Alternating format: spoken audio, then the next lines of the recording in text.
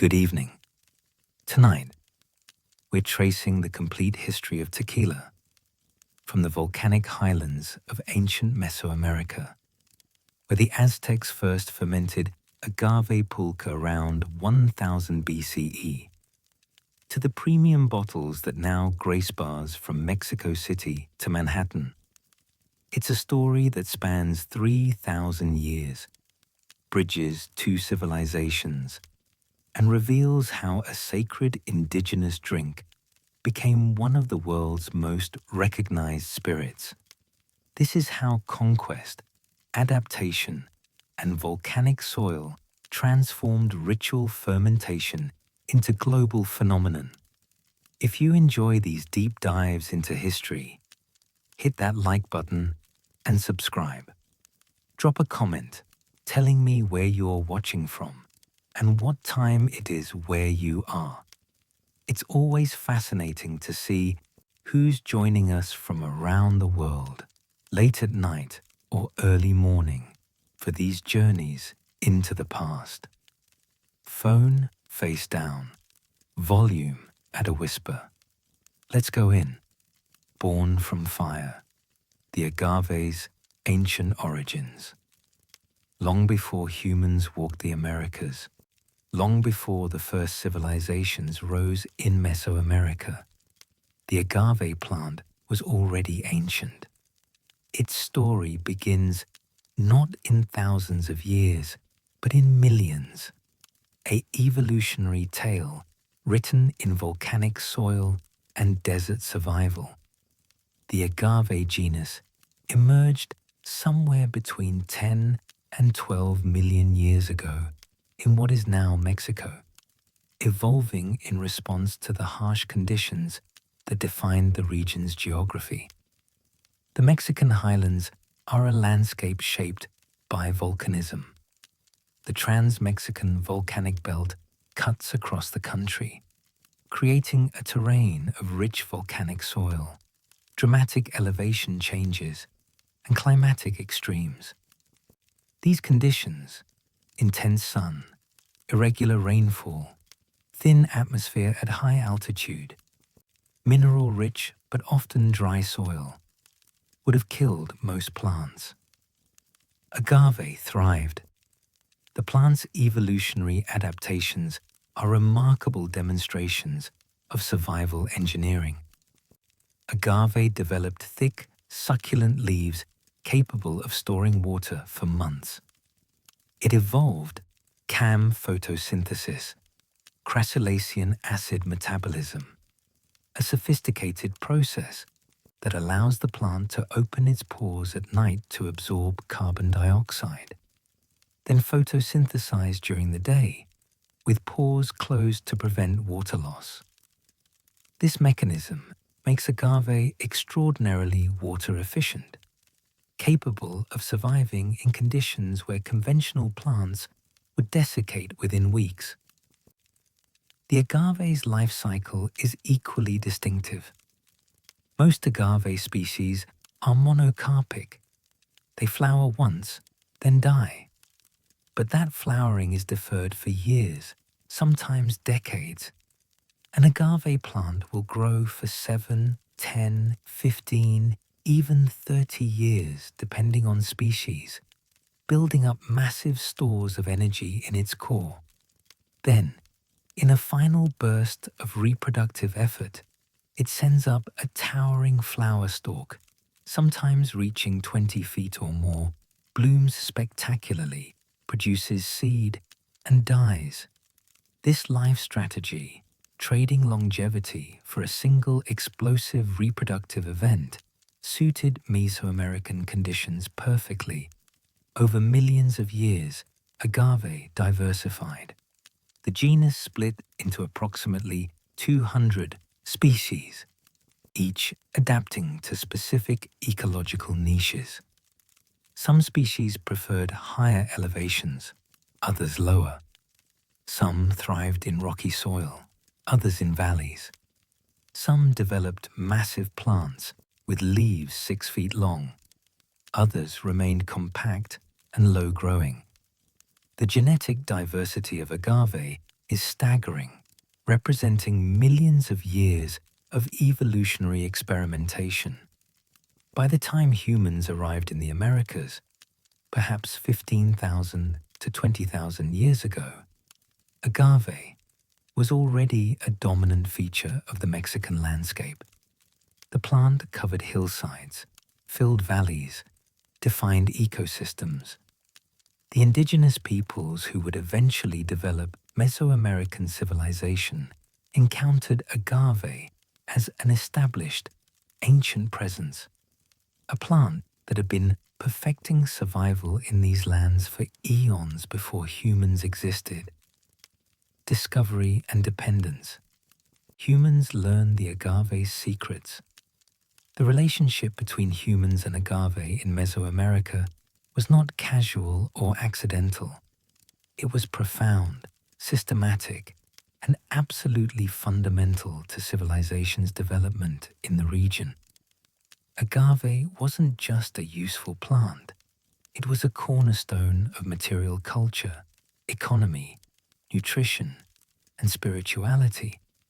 Archaeological evidence suggests humans were utilizing agave as early as 9000 BCE, during the Archaic period, when Mesoamerican peoples were transitioning from pure hunting-gathering to more settled patterns. The evidence appears in rock shelters, cave sites, and early settlements.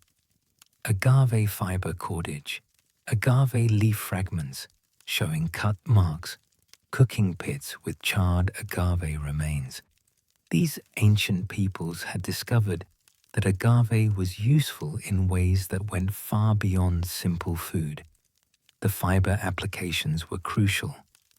Agave leaves contain strong fibers that, when properly extracted and processed, produce a material suitable for cordage, textiles, and eventually paper. The process was labor-intensive. Leaves had to be cut, soaked to soften, beaten to separate fibers, then spun into thread or rope. But the result was worth the effort. Agave fiber was strong, durable, and available year-round, regardless of agricultural cycles. It made possible everything from sandals to fishing nets to the ropes that would later haul the massive stones used in Mesoamerican temple construction. As food, agave required understanding and processing.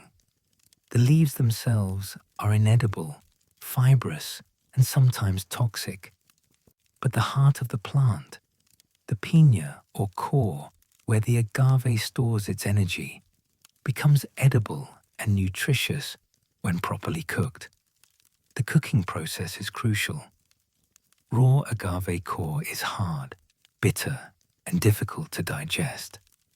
But slow roasting in underground pits converts the plant's complex carbohydrates into sugars, making it soft, sweet, and highly nutritious.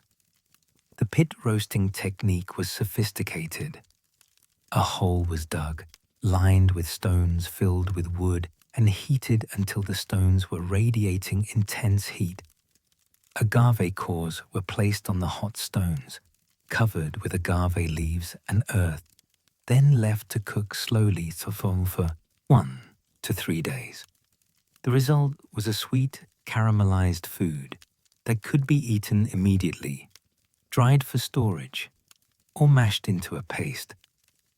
This roasted agave, called mezcal even in pre-Columbian times, provided concentrated calories and sugars in a form that stored well and transported easily. Medicinally, agave offered multiple applications. The sap was used to treat infections and promote wound healing. Leaves were applied as poultices. The plant's antibacterial properties, not understood scientifically but observed empirically, made it valuable in a world without modern medicine. Healers and shamans incorporated agave into their pharmacopoeia, using different species and plant parts for different conditions. But the most transformative discovery was fermentation.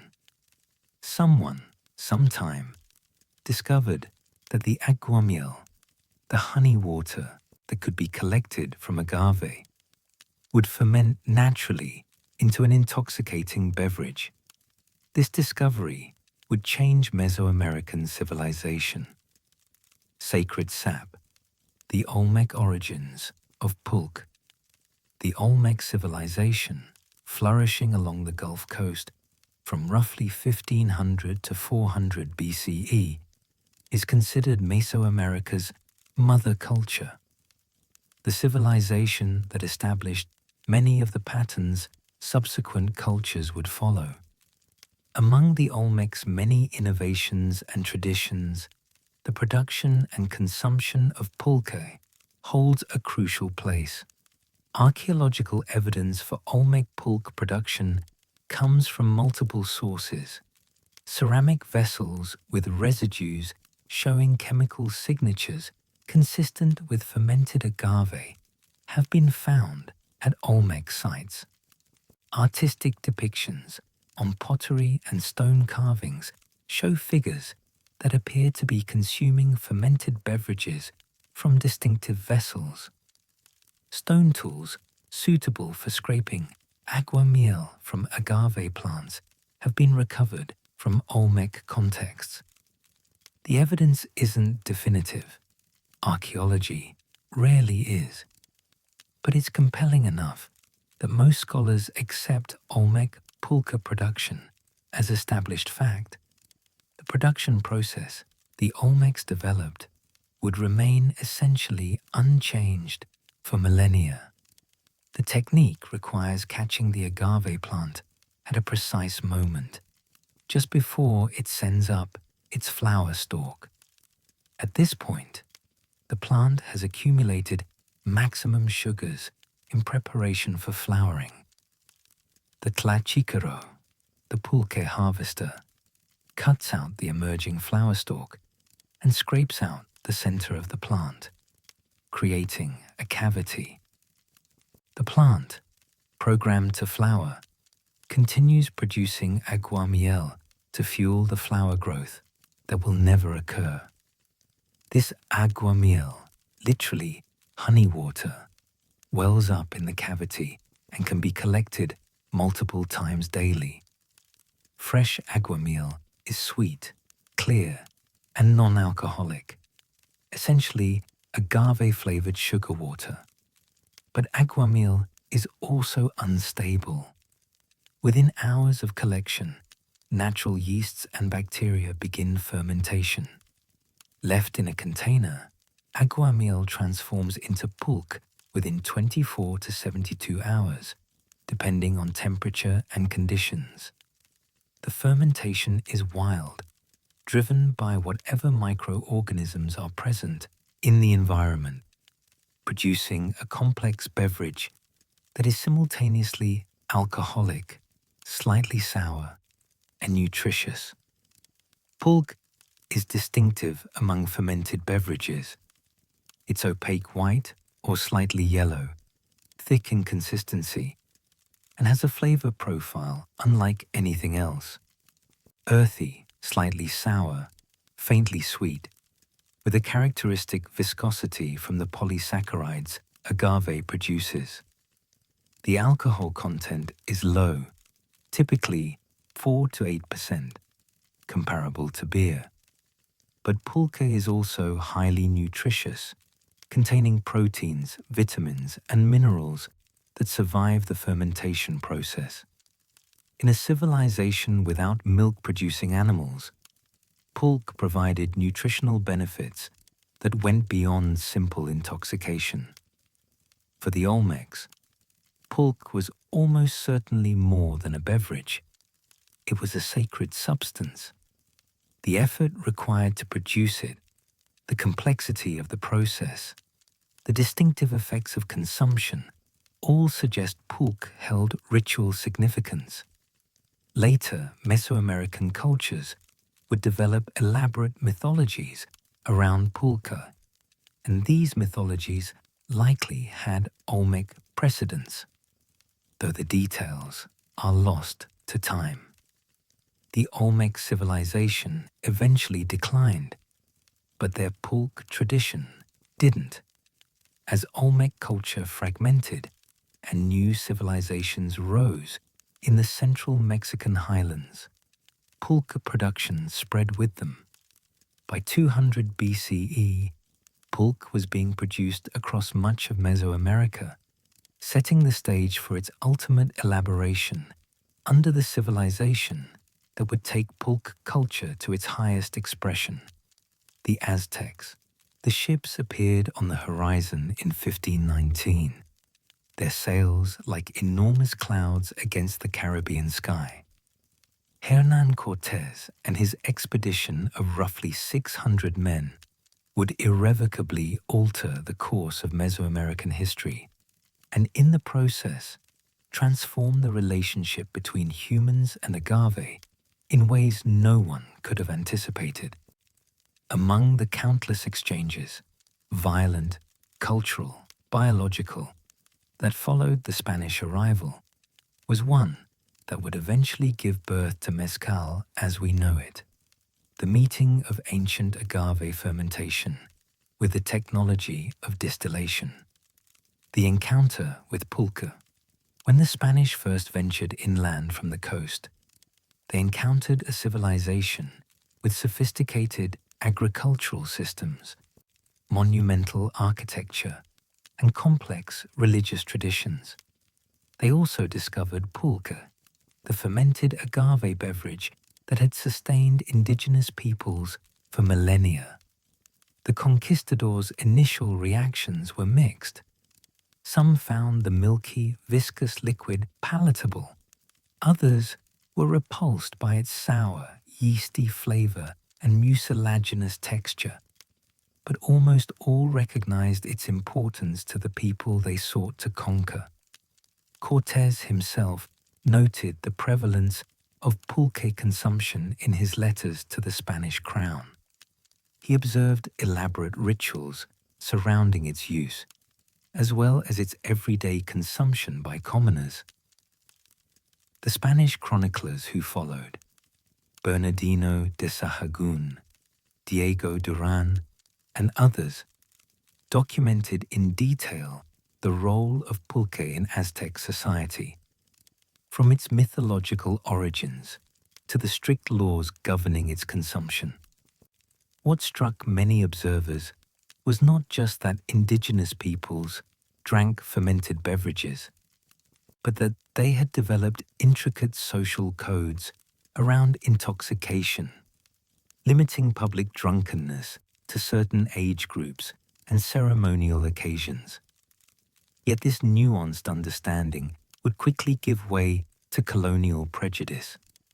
Spanish attitudes toward indigenous drinking would become a tool of cultural suppression and economic control, even as the colonizers themselves sought to replicate their own drinking traditions in the New World. The knowledge of distillation. The Spanish did not arrive empty-handed in terms of alcoholic knowledge. By 1519, distillation technology had been known in Europe for centuries, though its application to beverage production was relatively recent. The Moors had brought distillation knowledge to the Iberian Peninsula during their long occupation of Spain, and by the late medieval period, distilled spirits, aguardiente, or burning water, were produced throughout the Mediterranean world. The Spanish had also recently established trade routes to the Philippines, where distillation traditions from Asia introduced additional techniques. Distillation was not merely a refinement of fermentation, it was a fundamentally different process that required specialized equipment and knowledge.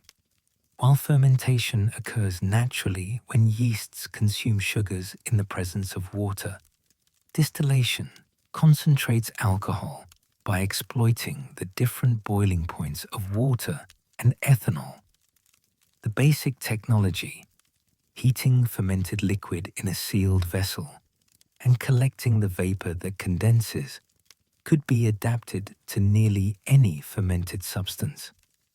In Spain, wine became brandy. In the Caribbean, sugar cane juice would become rum. And in Mexico, pulque would become mezcal. The exact origins of distillation in the New World remain disputed among historians, but most evidence suggests that the Spanish established the first distilleries in the Caribbean and Mexico during the 1520s and 1530s. The technology was not sophisticated by modern standards.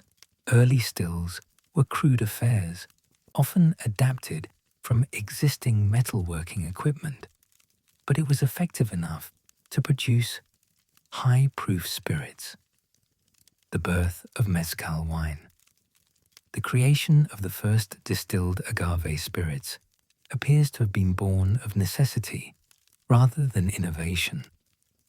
Spanish colonizers, like Europeans everywhere, expected wine and brandy as part of their daily rations.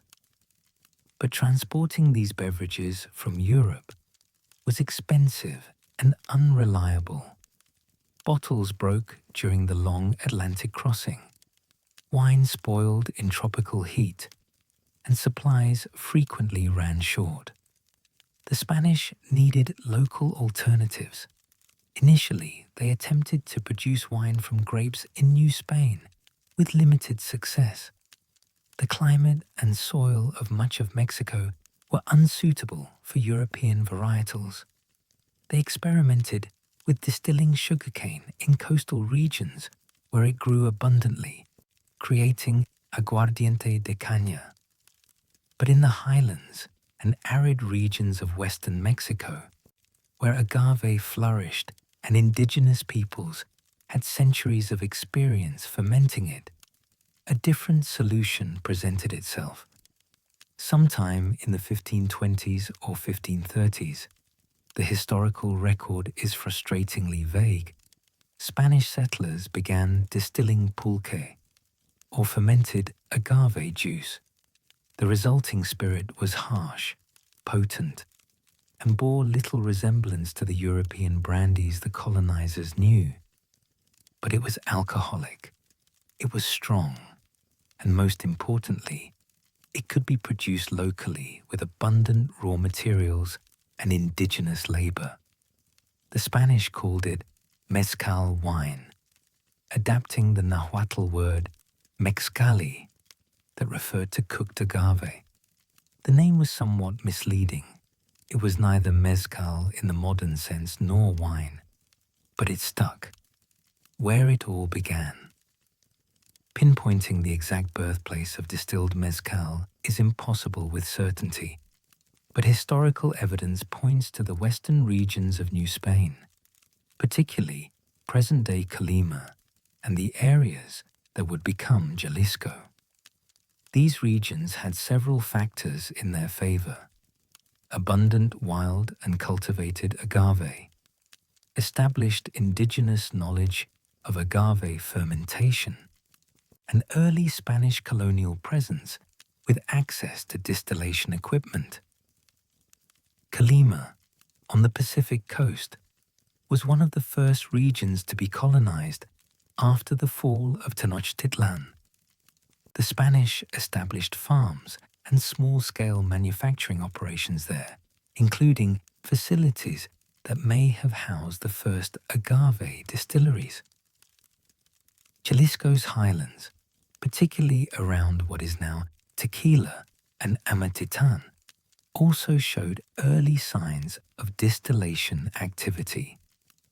The region's volcanic soil produced particularly sugar-rich agaves, and indigenous communities there had long traditions of agave cultivation and pulque production.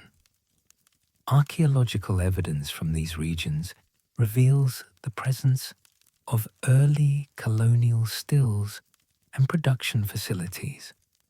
The technology was rudimentary: clay or copper vessels, often Filipino-style stills brought across the Pacific, or crude adaptations of Spanish alembic designs. But they worked, producing a spirit that would evolve over the coming centuries into the diverse world of mezcal we know today. Forced labor and production. The creation of mezcal cannot be separated from the brutal reality of colonial exploitation. Indigenous peoples did not volunteer to produce this new beverage for their conquerors. They were compelled through various systems of forced labor that characterized Spanish colonial rule. The encomienda system granted Spanish colonizers the right to demand tribute and labor from indigenous communities. Later, the hacienda system created large estates where indigenous workers labored under conditions that varied from indentured servitude to outright slavery. Agave cultivation and mezcal production became part of this economic system. Indigenous knowledge, how to identify ripe agaves, how to harvest and cook them, how to extract and ferment the juice, was indispensable. But the Spanish controlled the distillation equipment and, increasingly, the distribution and sale of the final product. Indigenous people found themselves producing a spirit that was simultaneously derived from their ancestral knowledge and yet foreign to their traditional practices, made not for ceremonial use or community consumption, but for colonial profit. The irony was stark. The same colonizers who condemned indigenous pulque drinking as barbaric drunkenness were perfectly content to force indigenous labor to produce distilled spirits for Spanish consumption. This hypocrisy would characterize colonial alcohol policy for centuries. Two drinks, two worlds. By the mid-16th century, New Spain had two distinct agave-based beverages, pulque and mezcal wine. Though both came from the same plant, they occupied different cultural spaces and carried different meanings. Pulque remained largely an indigenous drink. Though Spanish colonizers sometimes consumed it, particularly lower-class settlers, it retained its association with indigenous culture and spirituality. The Catholic Church viewed pulque with suspicion, seeing it as connected to pagan rituals. Colonial authorities implemented regulations restricting when and where pulque could be sold, ostensibly to prevent indigenous drunkenness, but often serving to control indigenous communities and extract tax revenue. Mezcal wine, by contrast, was understood as a Spanish creation, even though it depended entirely on indigenous knowledge and labor. It was produced on Spanish estates, sold in Spanish markets, and consumed primarily by colonizers. The distillation process itself, requiring equipment and knowledge that indigenous people did not traditionally possess, marked it as a product of European technology, even if every other aspect of its production was rooted in Mesoamerican tradition. The two beverages also differed profoundly in their effects. Pulque, with its relatively low alcohol content, was consumed in larger quantities and produced a gradual intoxication. Mezcal wine, with alcohol content potentially exceeding 40%, was drunk in smaller amounts and produced swift, powerful effects. This difference would shape how each beverage was regulated, taxed, and understood in colonial society. Colonial attitudes and double standards.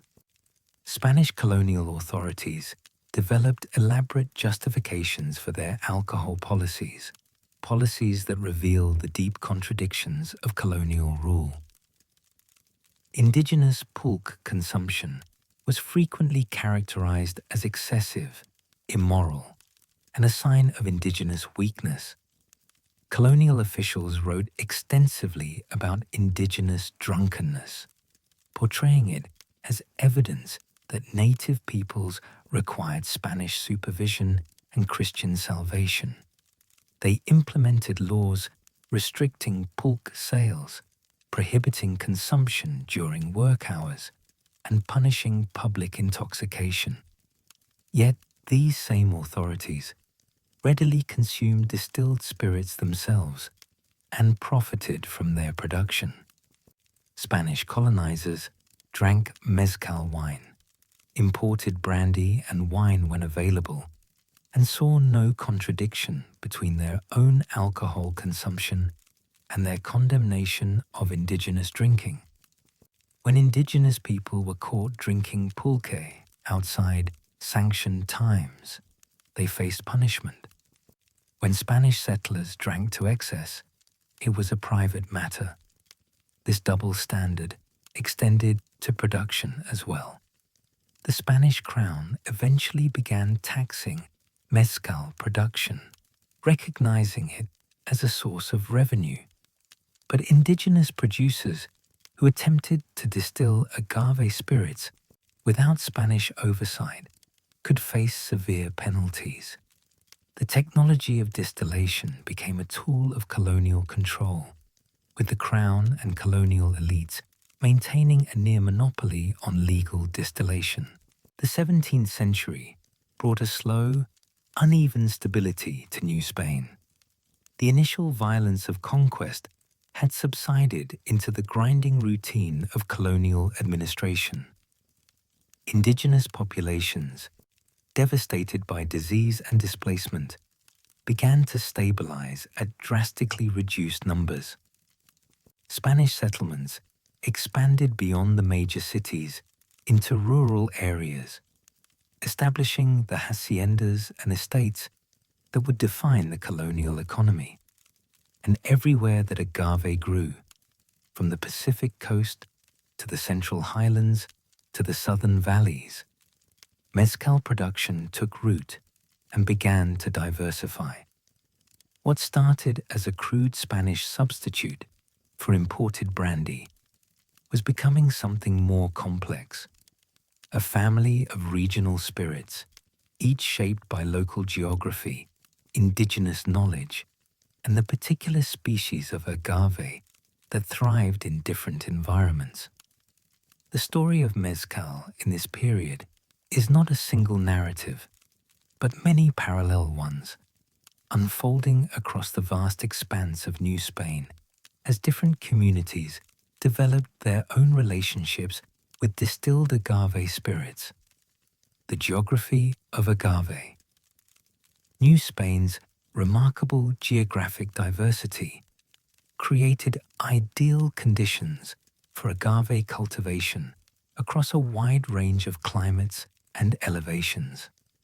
From coastal regions at sea level to highland valleys more than 6,000 feet above it, different species of agave had evolved over millions of years to thrive in specific ecological niches. This diversity would prove crucial to mezcal's regional development. The agave genus comprises more than 200 species, many of them endemic to Mexico. Some grow wild in arid mountains, their thick leaves storing water through months of drought. Others flourish in volcanic soil, their roots finding purchase among ancient lava flows. Still others prefer the gentler climate of valleys, where winter rains and summer heat create ideal growing conditions. Indigenous peoples had long understood these differences, cultivating certain species while harvesting others from the wild, using each for specific purposes. based on its characteristics. As mezcal production expanded during the colonial period, this botanical diversity translated into regional specialization.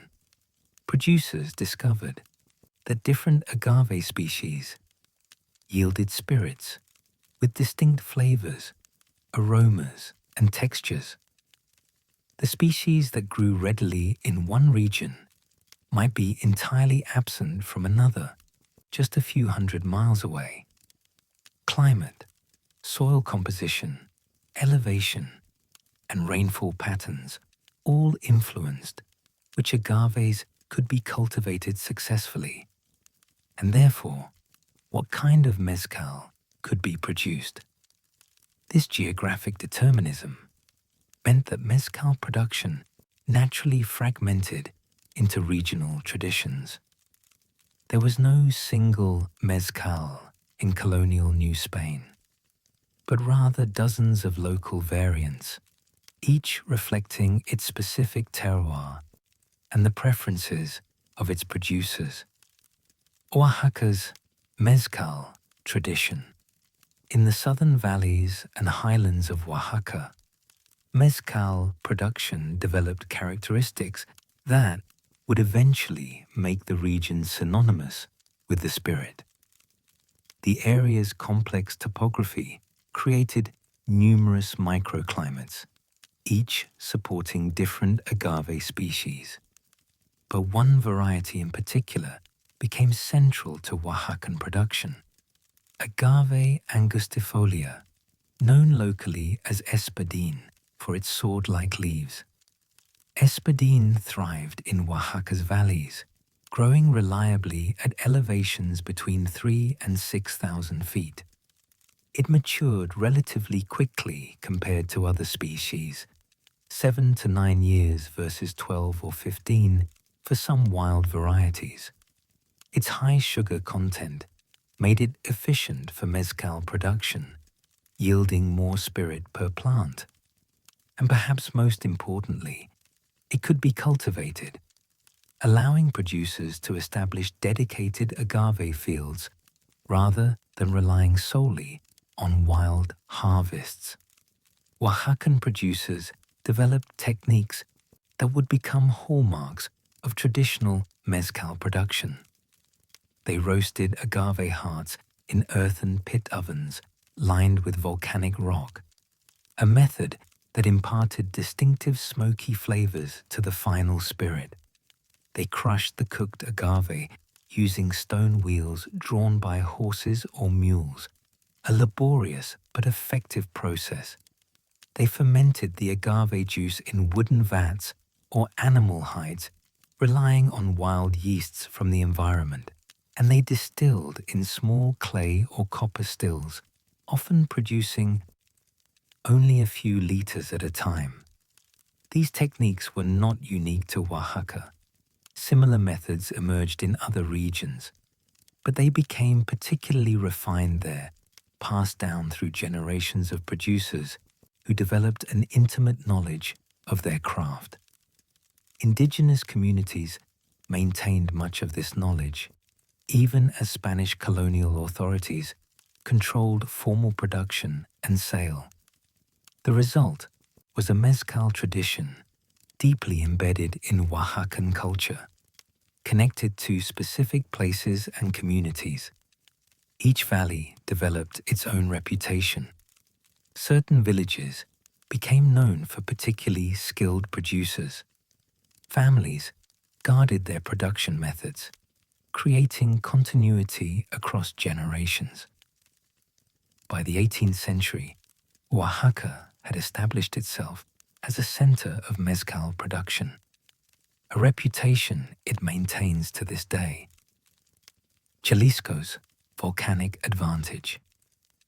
Northwest of Oaxaca, in the region that would become the state of Jalisco, a different mezcal tradition was emerging around a different species of agave. The Jalisco highlands, particularly the valley surrounding the small town of Tequila, possessed several advantages for agave cultivation. The region's volcanic soil, the legacy of the nearby Tequila volcano and earlier eruptions, was rich in minerals and offered excellent drainage. The elevation, around 5,000 feet, provided warm days and cool nights, and rainfall patterns created a distinct wet and dry season that suited agave's growth cycle. In this environment, one agave species proved particularly successful, Agave tequilana, commonly called blue agave, for the distinctive blue-gray color of its leaves.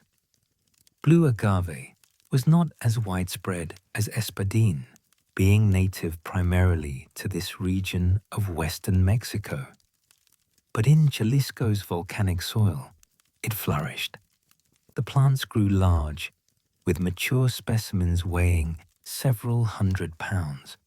Their sugar content was high, and the flavor profile of mezcal produced from them was notably different from Oaxacan varieties, less smoky, with brighter, more vegetal notes. Indigenous peoples in the region had cultivated blue agave for pulque production before the Spanish arrival. Colonial producers built on this knowledge, establishing fields of cultivated agave around Spanish estates. The plants took 7 to 10 years to mature, requiring patience and long-term investment, but the rewards were substantial. A single mature blue agave could yield several liters of mezcal. Jalisco's proximity to the Pacific coast facilitated trade and export. The region's production began to gain recognition beyond local markets. Spanish colonial officials, always alert to potential tax revenue, took notice of Jalisco's growing mezcal industry. By the late 17th century, Jalisco mezcal was being transported to other parts of New Spain, carried by mule train across mountain passes to cities and mining towns where demand for spirits was high. The rise of haciendas. The expansion of mezcal production during the colonial period was inseparable from the development of the hacienda system. These large estates, granted to Spanish colonizers and their descendants, became the primary units of agricultural production in rural New Spain. Many haciendas diversified their operations, producing grain, livestock, and other commodities alongside mezcal.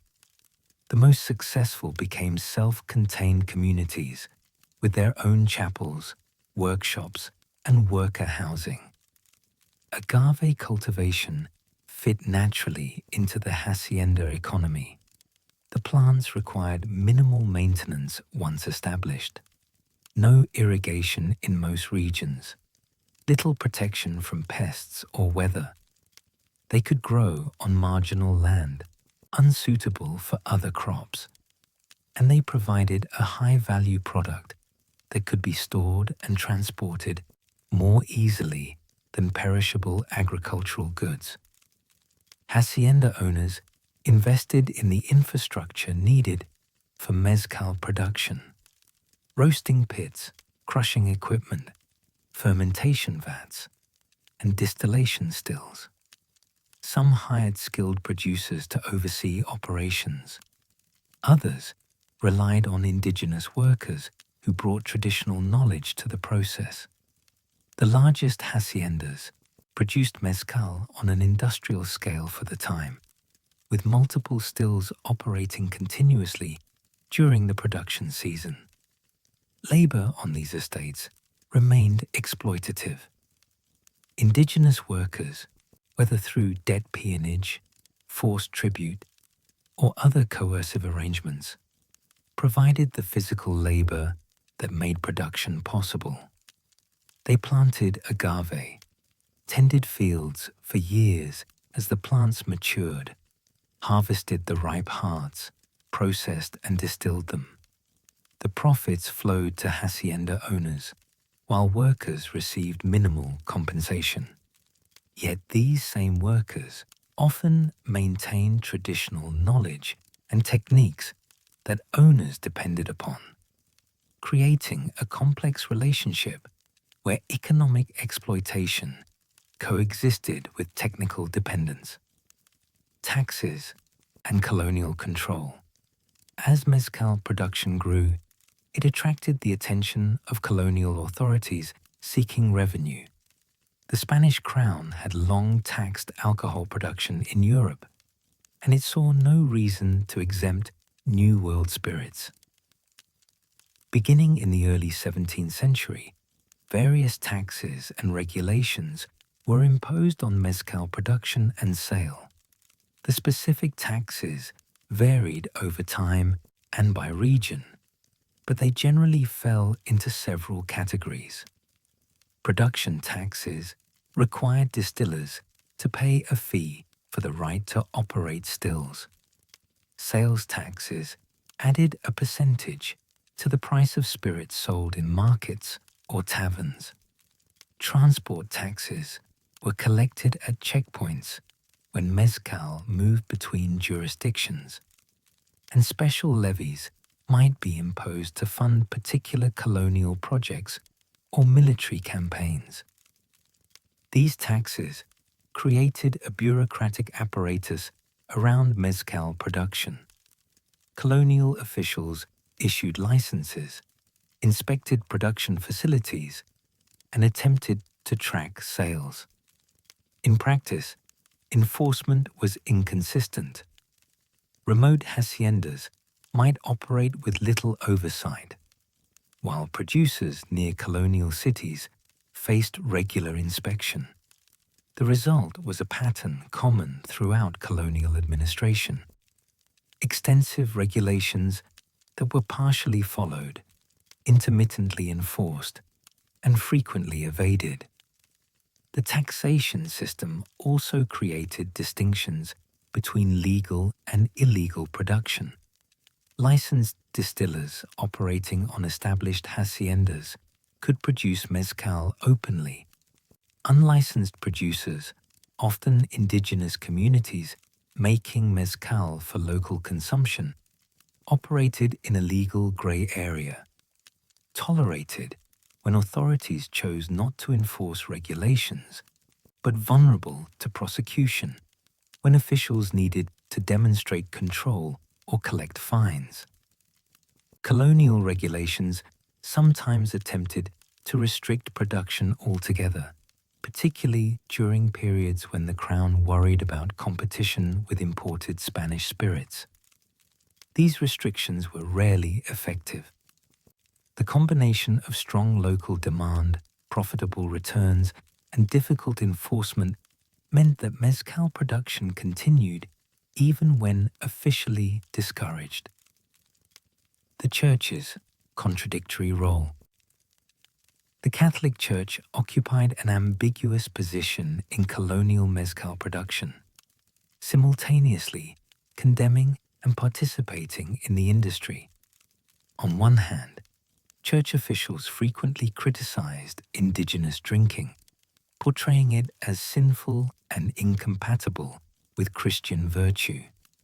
Priests delivered sermons against drunkenness, and church authorities supported regulations restricting alcohol sales.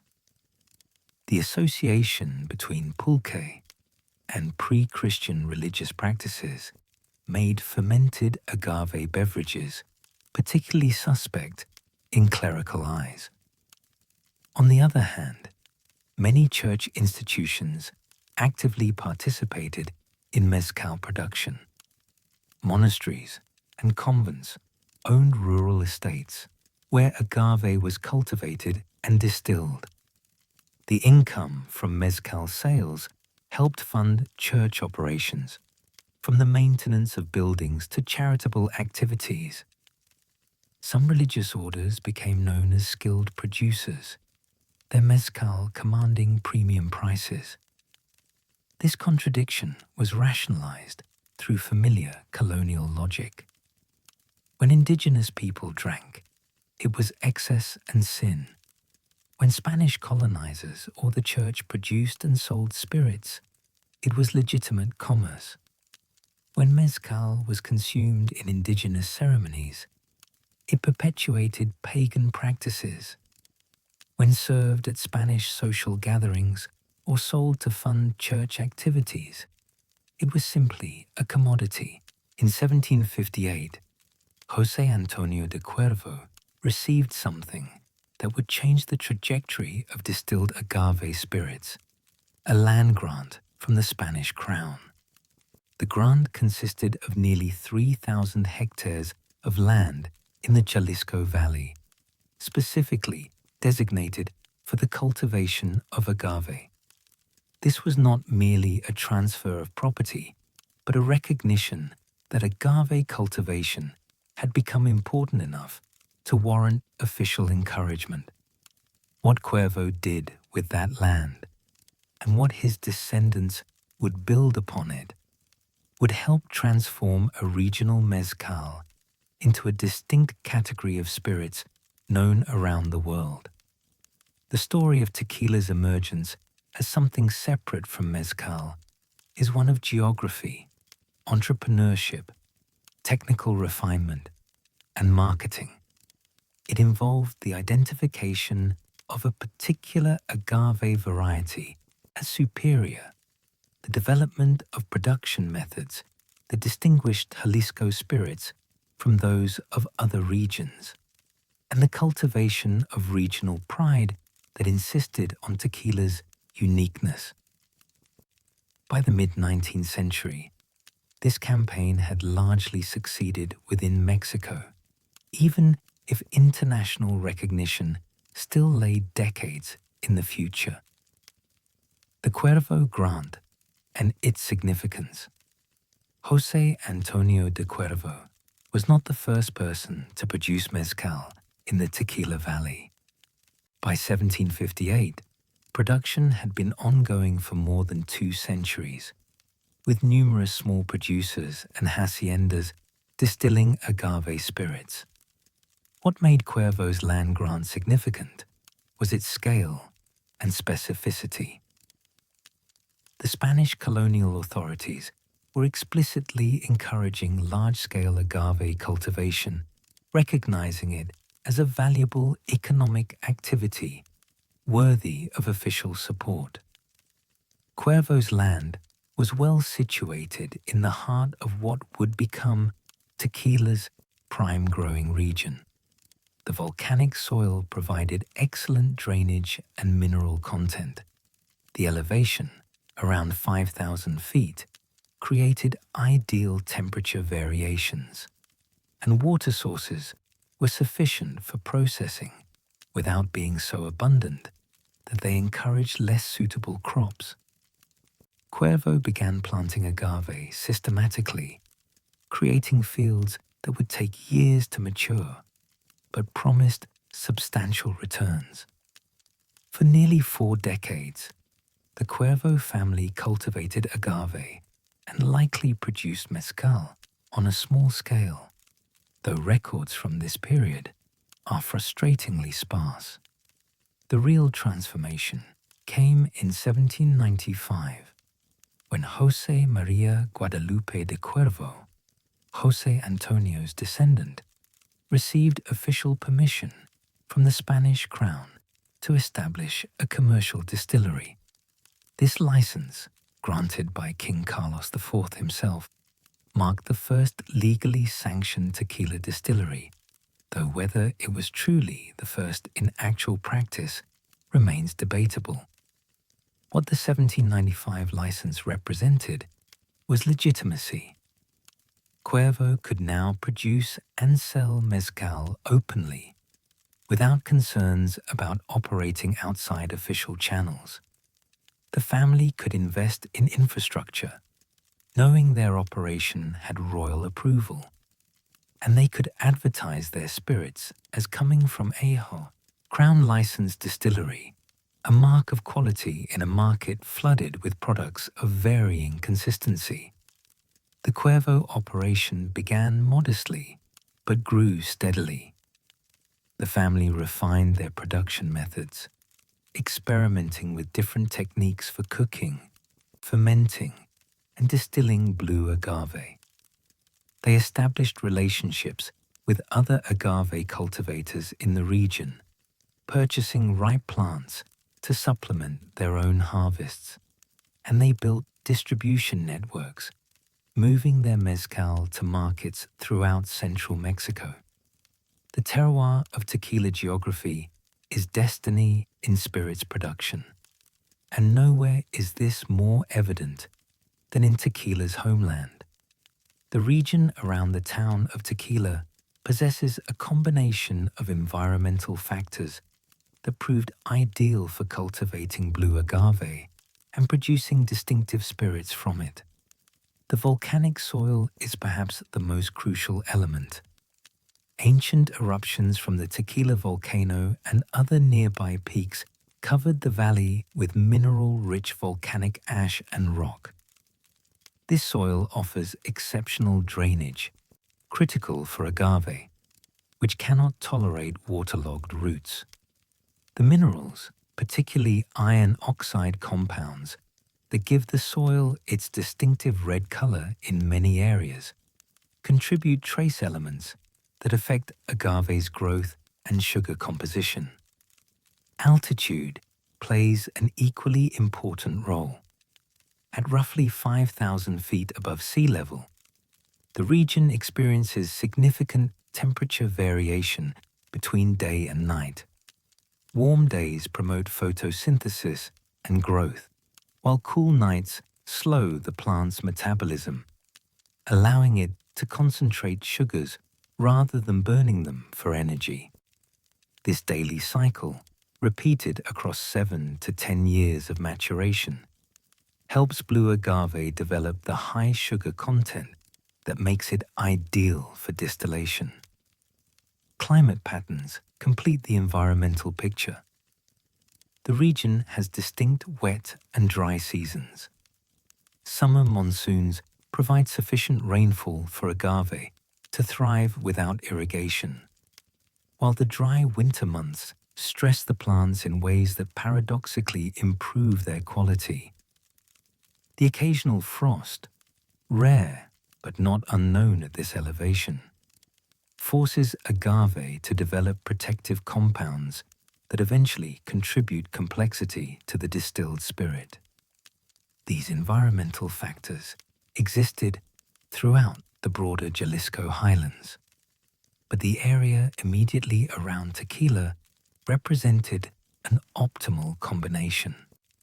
Producers quickly recognized that agave grown in this specific zone produced spirits with consistent characteristics, brighter, more vegetal flavors than Oaxacan mezcals, with distinctive pepper and citrus notes that became associated with quality.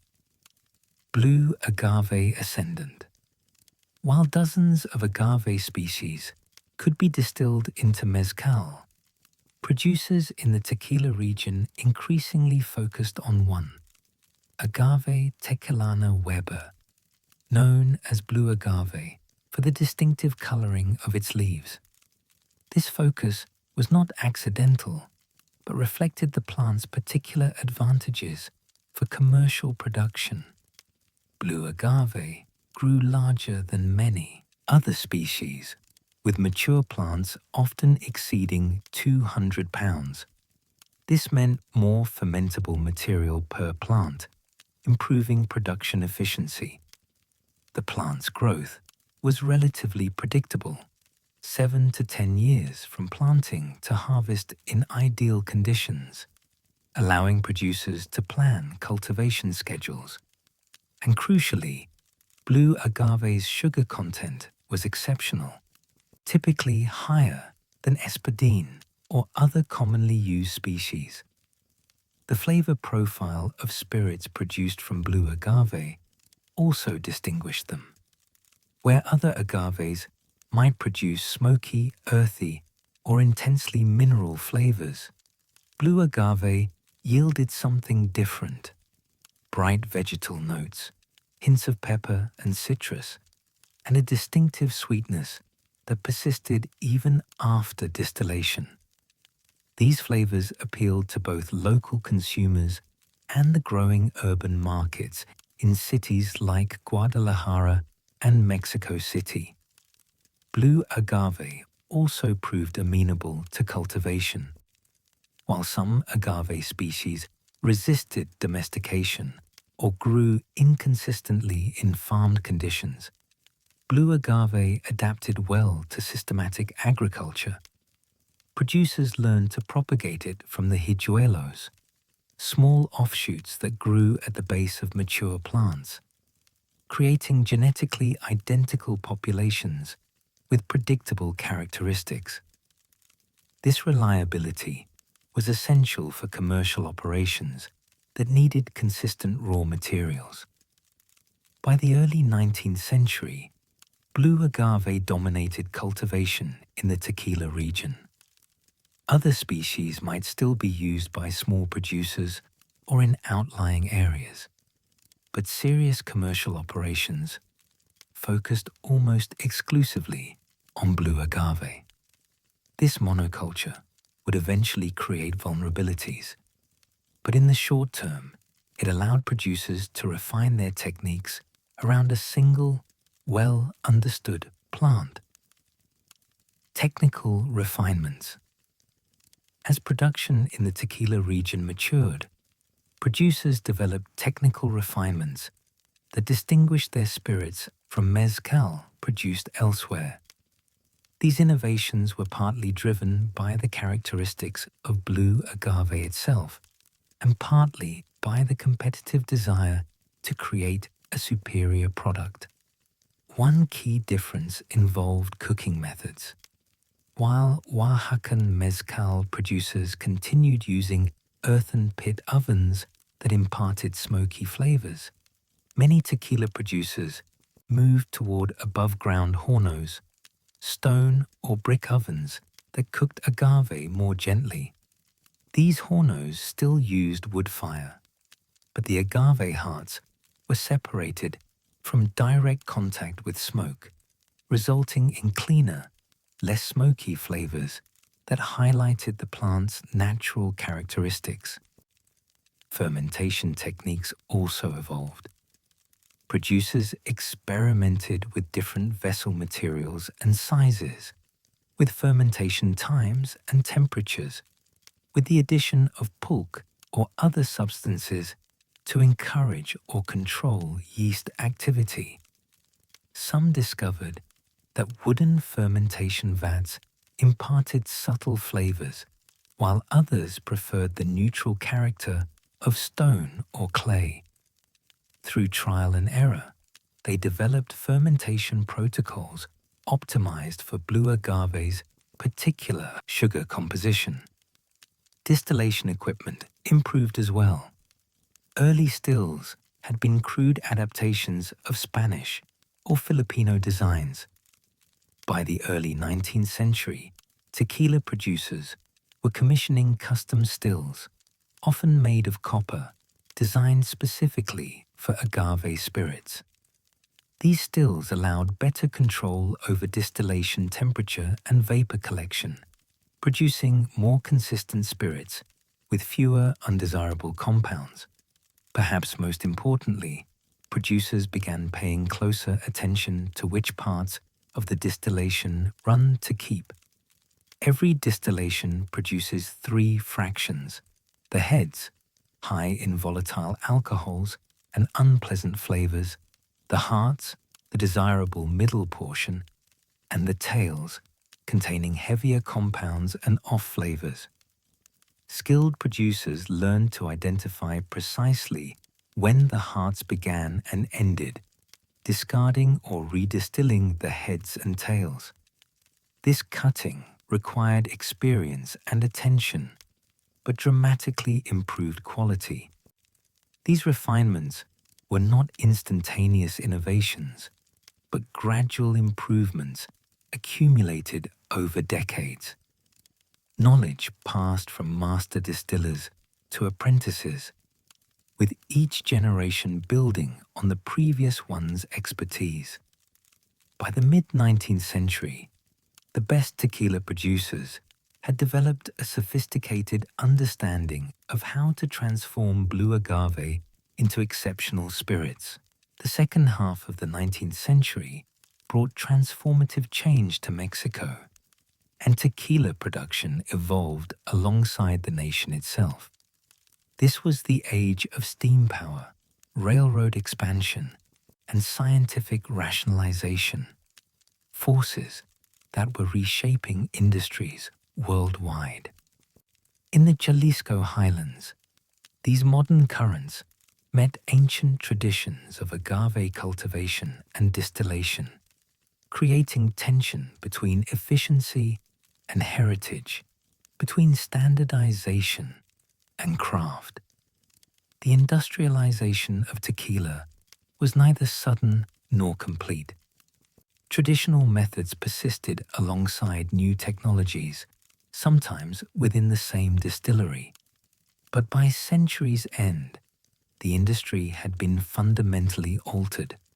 Production had scaled up dramatically, scientific principles informed technique, and tequila had begun its journey from regional beverage to commercial product. The transformation came with costs, some flavors lost, some traditions discarded, but also with undeniable benefits in consistency, volume, and reach. Steam comes to the highlands. The introduction of steam-heated ovens represented perhaps the most significant technological shift in tequila production. For centuries, agave hearts had been cooked in underground pit ovens, hornos, where wood fires heated volcanic rocks that slowly roasted the agave over several days. This method worked, but it was labor-intensive, difficult to control, and inconsistent in results. Steam ovens, called autoclaves in their later iterations, offered a revolutionary alternative. Large, above-ground chambers, constructed of brick or stone and eventually metal, could be heated by steam generated in separate boilers. The temperature could be regulated with precision. Cooking times could be standardized, and most importantly, the process could be scaled up dramatically. A steam oven could process far more agave than traditional pit ovens. The first steam ovens appeared in Jalisco's larger distilleries during the 1850s and 1860s. Early adopters discovered both advantages and challenges.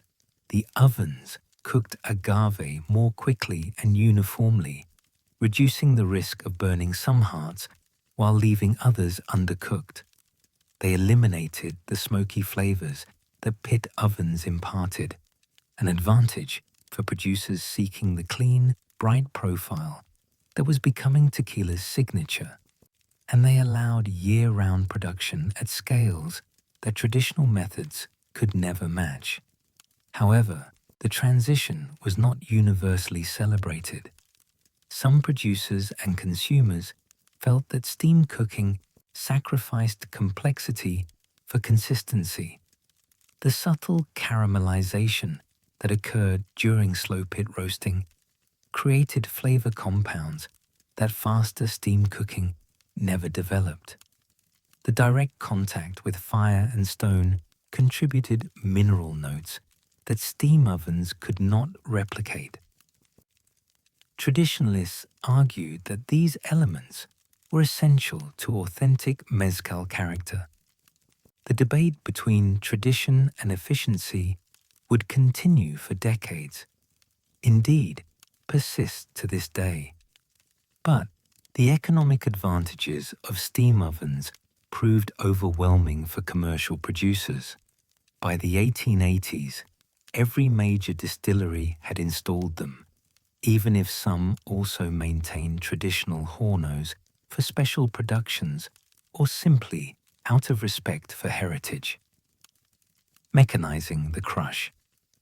After cooking, agave hearts needed to be crushed to extract their juice, a process that had traditionally been accomplished through sheer physical labor.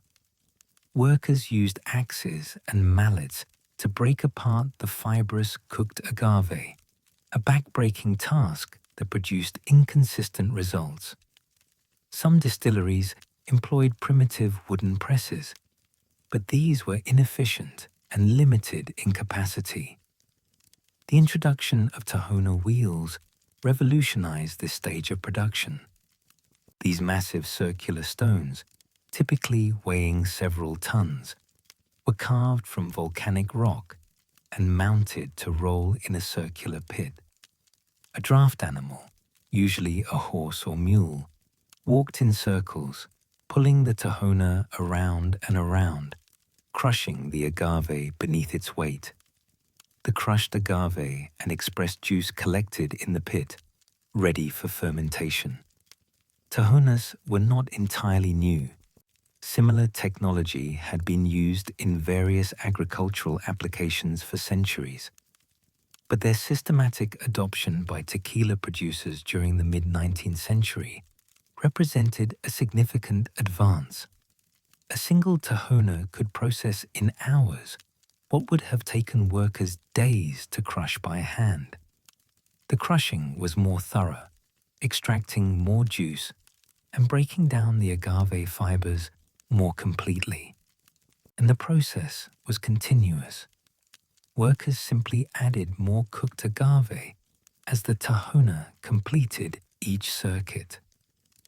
The romance of the Tahona, the stone wheel rolling eternally, the patient animal circling, the gradual transformation of agave hearts into pulp made it an iconic image of traditional tequila production.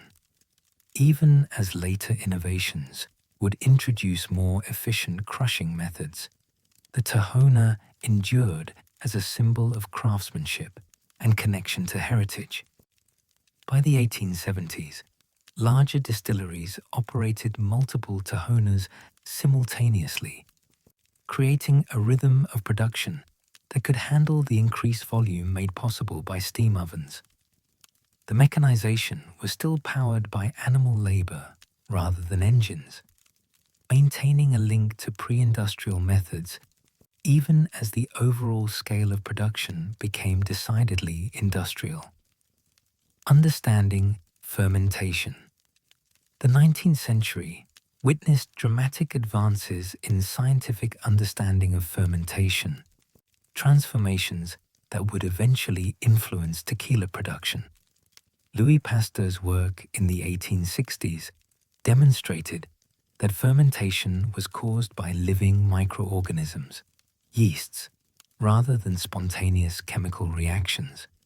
This understanding opened possibilities for controlling and optimizing the process. Mexican distillers were not immediately plugged into European scientific advances, but knowledge gradually filtered south. By the 1870s and 1880s, the more sophisticated producers were beginning to think about fermentation in new ways. They experimented with capturing and reusing yeasts from successful fermentations rather than relying entirely on wild strains. They paid closer attention to temperature, understanding that yeast activity could be encouraged or suppressed by controlling environmental conditions. They considered nutrient additions that might improve yeast health and fermentation speed. These experiments were often conducted without full scientific rigor or understanding. Mexican distillers did not have access to microscopes or laboratory equipment, but empirical observation could still yield improvements. A producer might notice that fermentation proceeded more reliably when a small portion of pulque was added to the agave juice, not understanding that this introduced active yeast cultures, but recognizing that it worked. The fermentation vessels themselves evolved during this period. While traditional stone or clay vessels remained common, wooden fermentation vats became increasingly standard.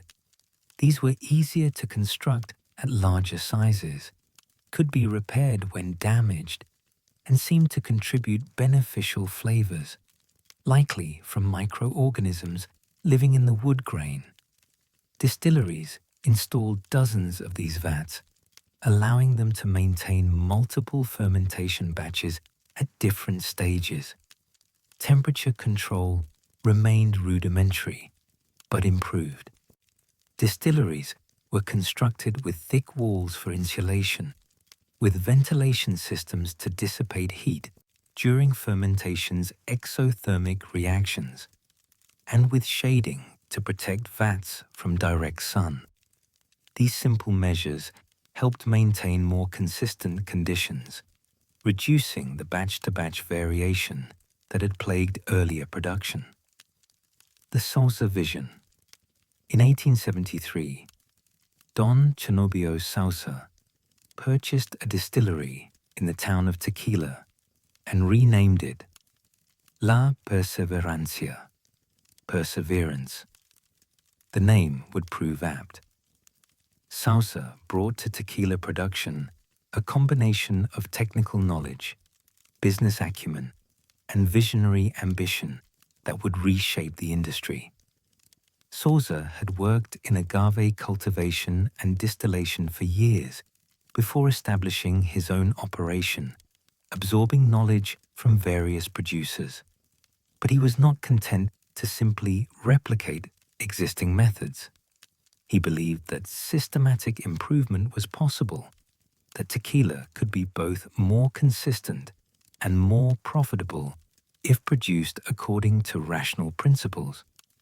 One of Sauza's most significant contributions was his systematic focus on blue agave.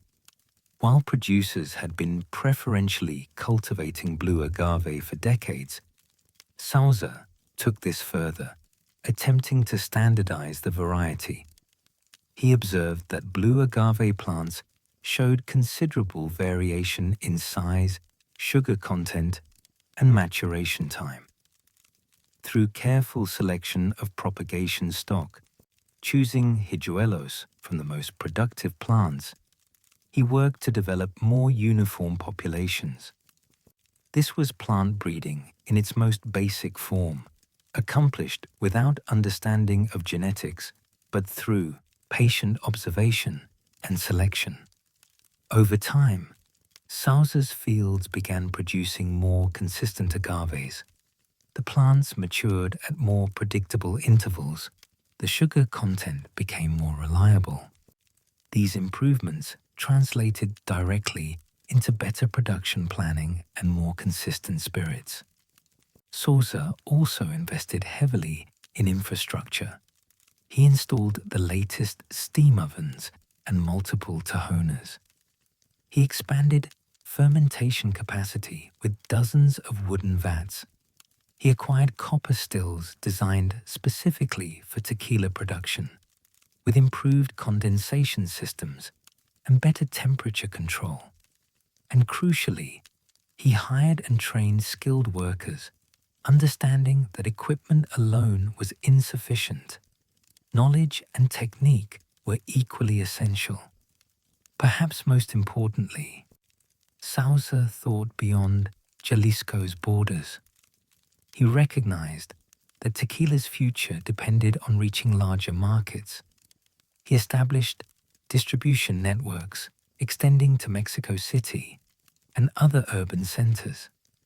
He maintained consistent quality to build reputation, and he began exploring export possibilities, seeing potential in Mexican immigrant communities in the United States. Rails and reach. The arrival of the railroad in Jalisco during the 1880s transformed tequila's commercial prospects.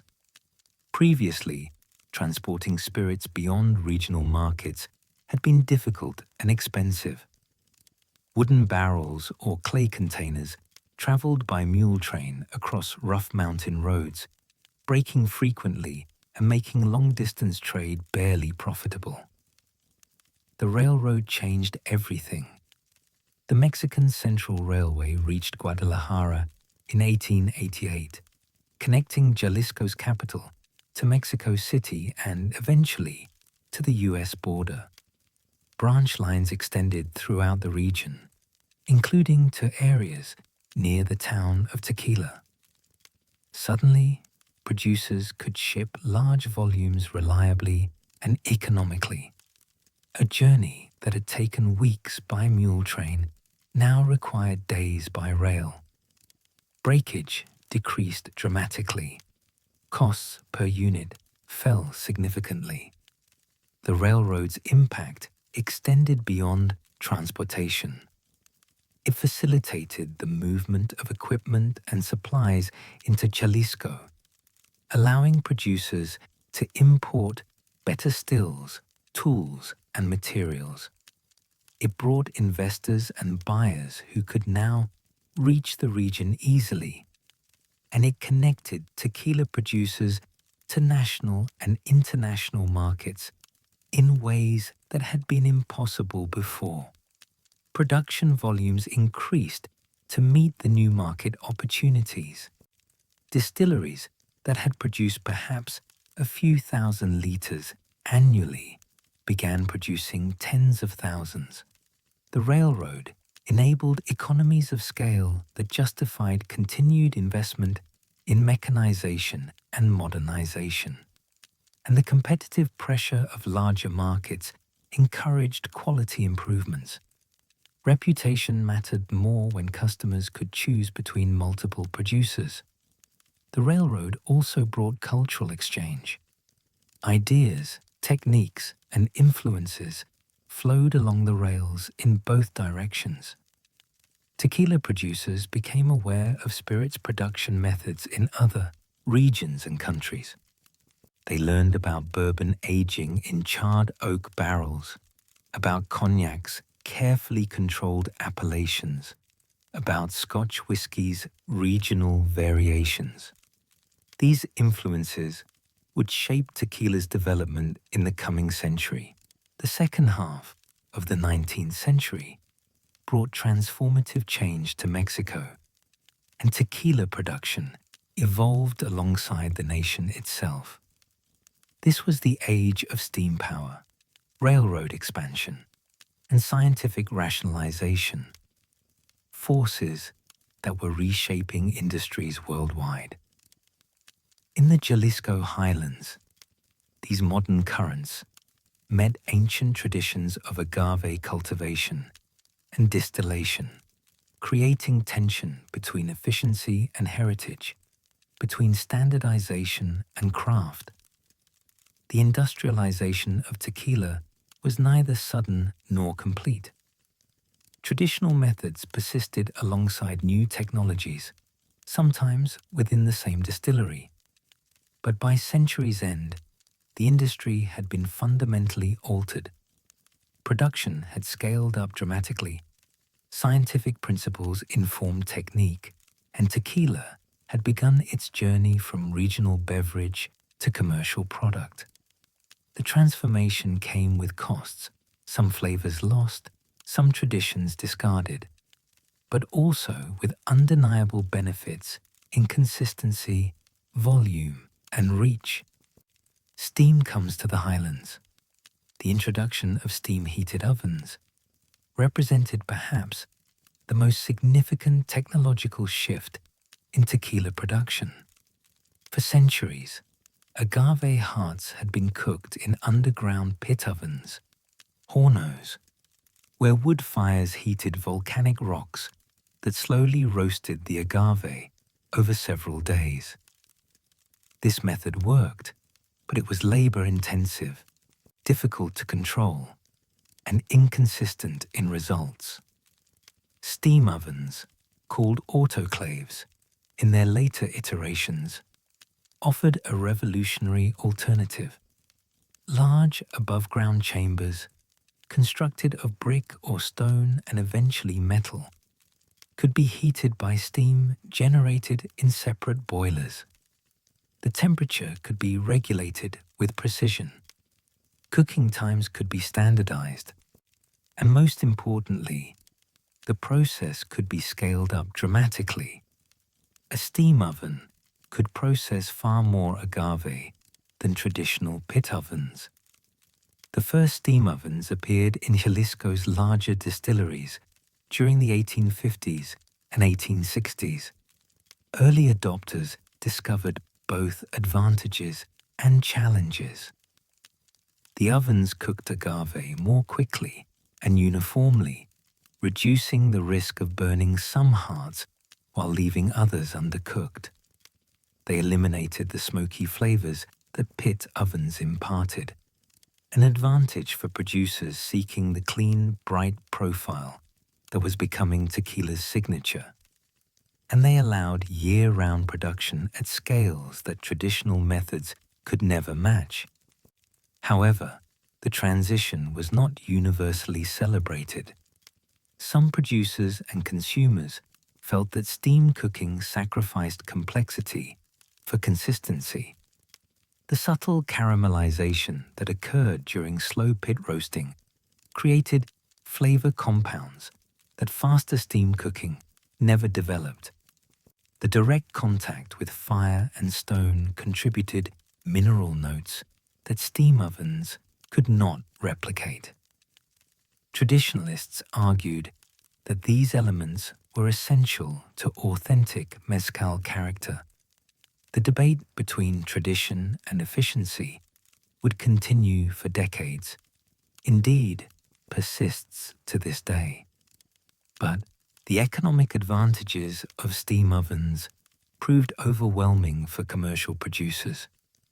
By the 1880s, every major distillery had installed them, even if some also maintained traditional hornos for special productions or simply out of respect for heritage. Mechanizing the crush. After cooking, agave hearts needed to be crushed to extract their juice, a process that had traditionally been accomplished through sheer physical labor. Workers used axes and mallets to break apart the fibrous cooked agave, a back-breaking task that produced inconsistent results. Some distilleries employed primitive wooden presses, but these were inefficient and limited in capacity. The introduction of Tahona wheels revolutionized this stage of production. These massive circular stones, typically weighing several tons, were carved from volcanic rock and mounted to roll in a circular pit. A draft animal, usually a horse or mule, walked in circles, pulling the Tahona around and around, crushing the agave beneath its weight. The crushed agave and expressed juice collected in the pit, ready for fermentation. Tahonas were not entirely new. Similar technology had been used in various agricultural applications for centuries, but their systematic adoption by tequila producers during the mid-19th century represented a significant advance. A single Tahona could process in hours what would have taken workers days to crush by hand. The crushing was more thorough, extracting more juice and breaking down the agave fibers more completely. And the process was continuous. Workers simply added more cooked agave as the Tahona completed each circuit. The romance of the Tahona, the stone wheel rolling eternally, the patient animal circling, the gradual transformation of agave hearts into pulp, made it an iconic image of traditional tequila production. Even as later innovations would introduce more efficient crushing methods, the Tahona endured as a symbol of craftsmanship and connection to heritage. By the 1870s, larger distilleries operated multiple Tahonas simultaneously, creating a rhythm of production that could handle the increased volume made possible by steam ovens. The mechanization was still powered by animal labor rather than engines, maintaining a link to pre-industrial methods, even as the overall scale of production became decidedly industrial. Understanding fermentation. The 19th century witnessed dramatic advances in scientific understanding of fermentation, transformations that would eventually influence tequila production. Louis Pasteur's work in the 1860s demonstrated that fermentation was caused by living microorganisms, yeasts, rather than spontaneous chemical reactions. This understanding opened possibilities for controlling and optimizing the process.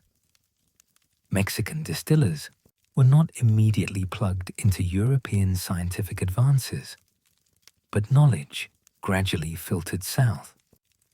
By the 1870s and 1880s, the more sophisticated producers were beginning to think about fermentation in new ways. They experimented with capturing and reusing yeasts from successful fermentations rather than relying entirely on wild strains.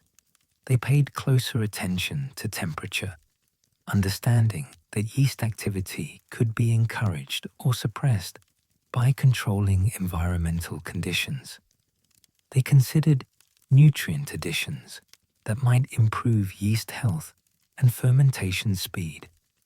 These experiments were often conducted without full scientific rigor or understanding. Mexican distillers did not have access to microscopes or laboratory equipment, but empirical observation could still yield improvements.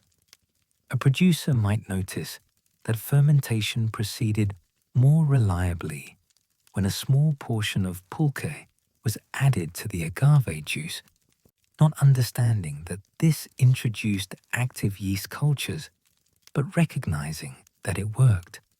The fermentation vessels themselves evolved during this period. While traditional stone or clay vessels remained common, wooden fermentation vats became increasingly standard. These were easier to construct at larger sizes, could be repaired when damaged, and seemed to contribute beneficial flavors, likely from microorganisms living in the wood grain. Distilleries installed dozens of these vats, allowing them to maintain multiple fermentation batches at different stages. Temperature control remained rudimentary but improved.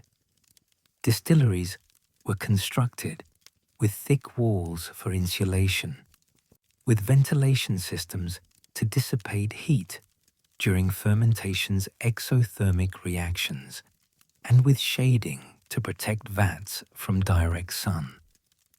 These simple measures helped maintain more consistent conditions, reducing the batch-to-batch variation that had plagued earlier production. The Sauza vision. In 1873, Don Cenobio Sauza purchased a distillery in the town of Tequila and renamed it La Perseverancia, perseverance. The name would prove apt. Sauza brought to tequila production a combination of technical knowledge, business acumen, and visionary ambition that would reshape the industry. Sauza had worked in agave cultivation and distillation for years before establishing his own operation, absorbing knowledge from various producers. But he was not content to simply replicate existing methods. He believed that systematic improvement was possible, that tequila could be both more consistent and more profitable if produced according to rational principles. One of Sauza's most significant contributions was his systematic focus on blue agave. While producers had been preferentially cultivating blue agave for decades, Sauza took this further. attempting to standardize the variety. He observed that blue agave plants showed considerable variation in size, sugar content, and maturation time. Through careful selection of propagation stock, choosing hijuelos from the most productive plants, he worked to develop more uniform populations. This was plant breeding in its most basic form, accomplished without understanding of genetics, but through patient observation and selection. Over time, Souza's fields began producing more consistent agaves. The plants matured at more predictable intervals. The sugar content became more reliable. These improvements translated directly into better production planning and more consistent spirits. Souza also invested heavily in infrastructure. He installed the latest steam ovens and multiple tahonas. He expanded fermentation capacity with dozens of wooden vats. He acquired copper stills designed specifically for tequila production, with improved condensation systems and better temperature control. And crucially, he hired and trained skilled workers, understanding that equipment alone was insufficient. Knowledge and technique were equally essential. Perhaps most importantly, Souza thought beyond Jalisco's borders. He recognized that tequila's future depended on reaching larger markets. He established distribution networks extending to Mexico City and other urban centers. He maintained consistent quality to build reputation, and he began exploring export possibilities, seeing potential in Mexican immigrant communities in the United States. Rails and reach. The arrival of the railroad in Jalisco during the 1880s transformed tequila's commercial prospects. Previously, transporting spirits beyond regional markets had been difficult and expensive. Wooden barrels or clay containers traveled by mule train across rough mountain roads, breaking frequently and making long-distance trade barely profitable. The railroad changed everything.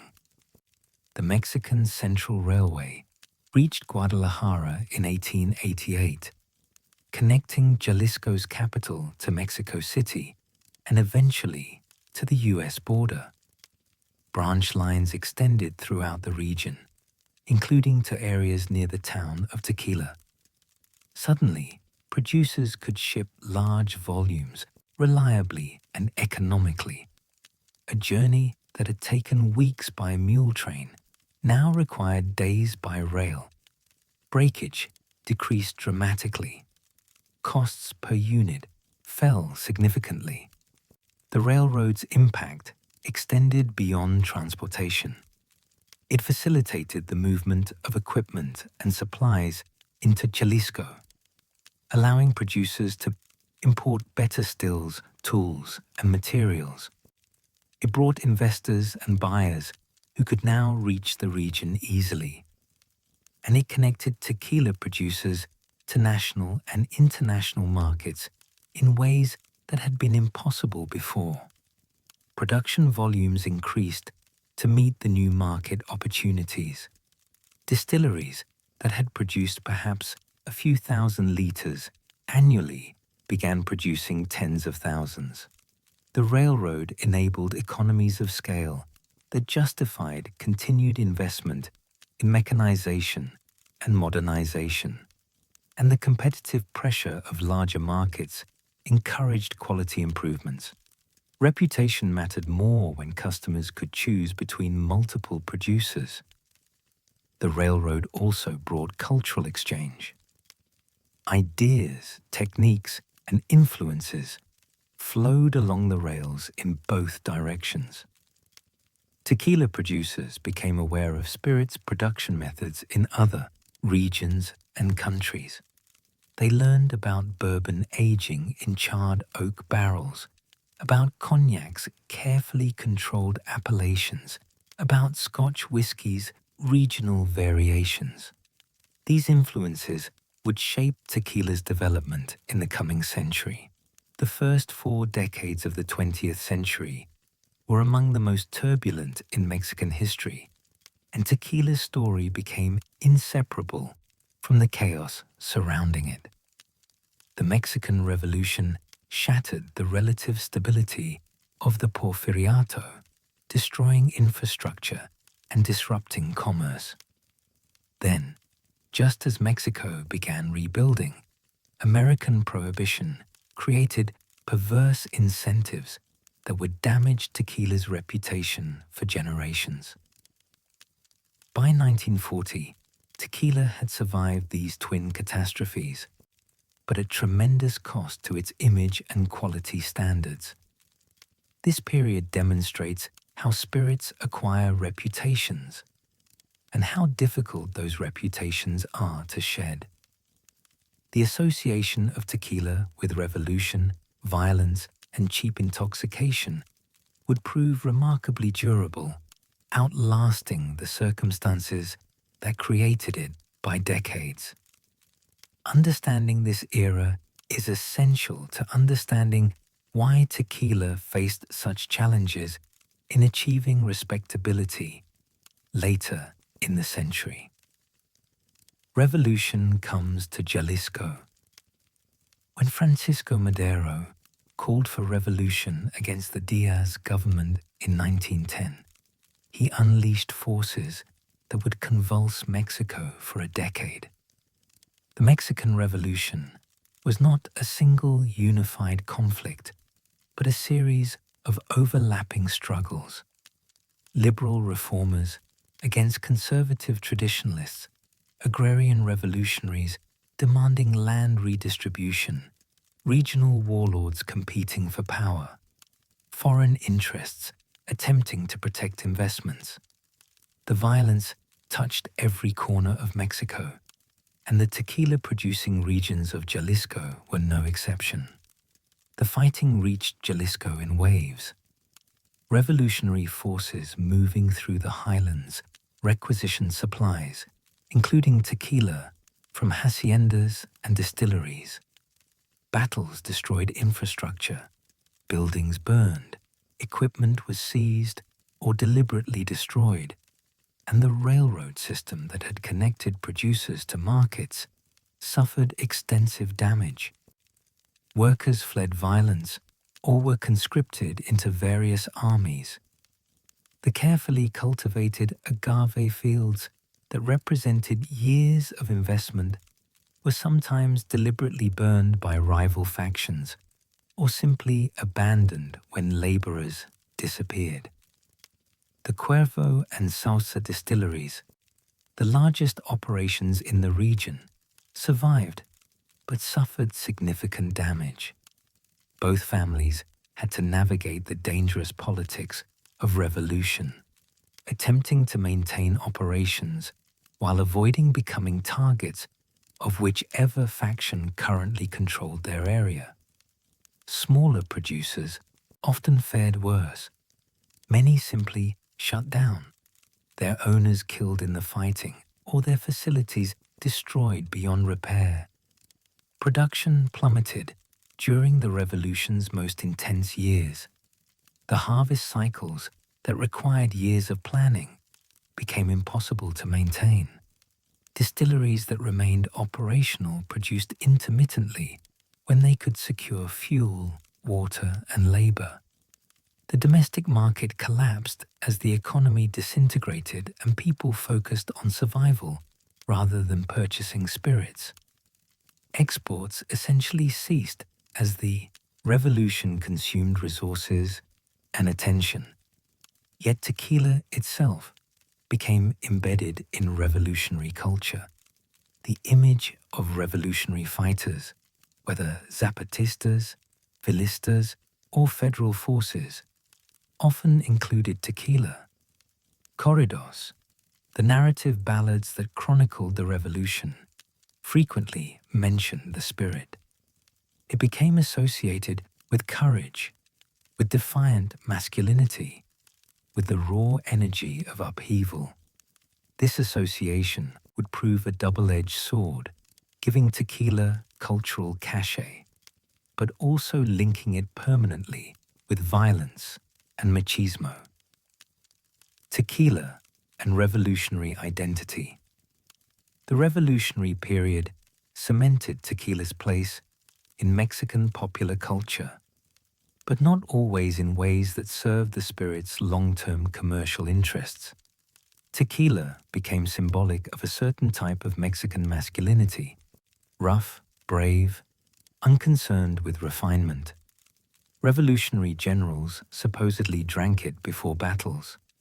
Soldiers shared it around campfires. It appeared in the photographs and stories that documented the revolution. This romanticization was partly authentic and partly constructed. Yes, revolutionary fighters drank tequila. It was locally available, portable, and effective. But they also drank mezcal, pulque, beer, and whatever other alcohol they could find. The specific association with tequila emerged through the cultural narratives that developed around the revolution. Narratives that often simplified complex realities into archetypal images. The problem with this symbolic association was that it positioned tequila outside the realm of respectability. While wine might be associated with sophistication, cognac with refinement, or whiskey with gentlemanly appreciation, tequila became linked with wildness and excess. This was fine for projecting revolutionary fervor, less helpful for commercial expansion into middle-class markets. The gendered nature of this association was particularly significant. Tequila became coded as aggressively masculine in ways that other spirits were not. This limited its appeal to women and to men who preferred not to perform that particular brand of masculinity. The image of the tequila drinker, loud, violent, emotionally volatile, was not one that encouraged broad consumption or premium pricing. These cultural associations, established during the revolutionary period, would persist for decades. Even as producers worked to reposition tequila as a refined spirit worthy of sophisticated consumption, they struggled against the revolutionary iconography that had made it famous, but also typecast it. The prohibition opportunity and disaster. When the United States implemented prohibition in 1920, banning the manufacture, sale, and transportation of alcoholic beverages, it created what initially seemed like a tremendous opportunity for Mexican distillers. Suddenly, the vast American market for alcohol had no legal suppliers. The long border between Mexico and the United States became a gateway for smuggling operations that would rival anything in later drug trafficking. Tequila, along with other Mexican spirits, flowed north. Smuggling routes crossed the Rio Grande at countless points. Boats carried contraband up the Pacific coast. Trucks loaded with hidden bottles drove through remote border crossings where enforcement was minimal. The profits were enormous. Spirits that sold for modest prices in Mexico could command multiples of that in American speakeasies. Jalisco's producers initially celebrated this new market. The destruction of the revolutionary period had left the industry struggling, and prohibition seemed to offer salvation. Distilleries ramped up production. New operations appeared, eager to cash in on American demand. The railroad, partially rebuilt after the Revolution, carried spirits to border towns where smugglers awaited. But prohibition created incentives that would ultimately devastate tequila's reputation. The illegal market had no quality controls, no regulations, no consequences for selling inferior or even dangerous products. The premium went to producers who could deliver the highest alcohol content at the lowest cost, not to those who crafted superior spirits. And the American consumers drinking bootleg tequila in speakeasies had no way to distinguish good from bad. They simply knew it as harsh, burning liquor. Unscrupulous producers flooded the market with substandard tequila. Some used immature agave or mixed blue agave with cheaper species to reduce costs.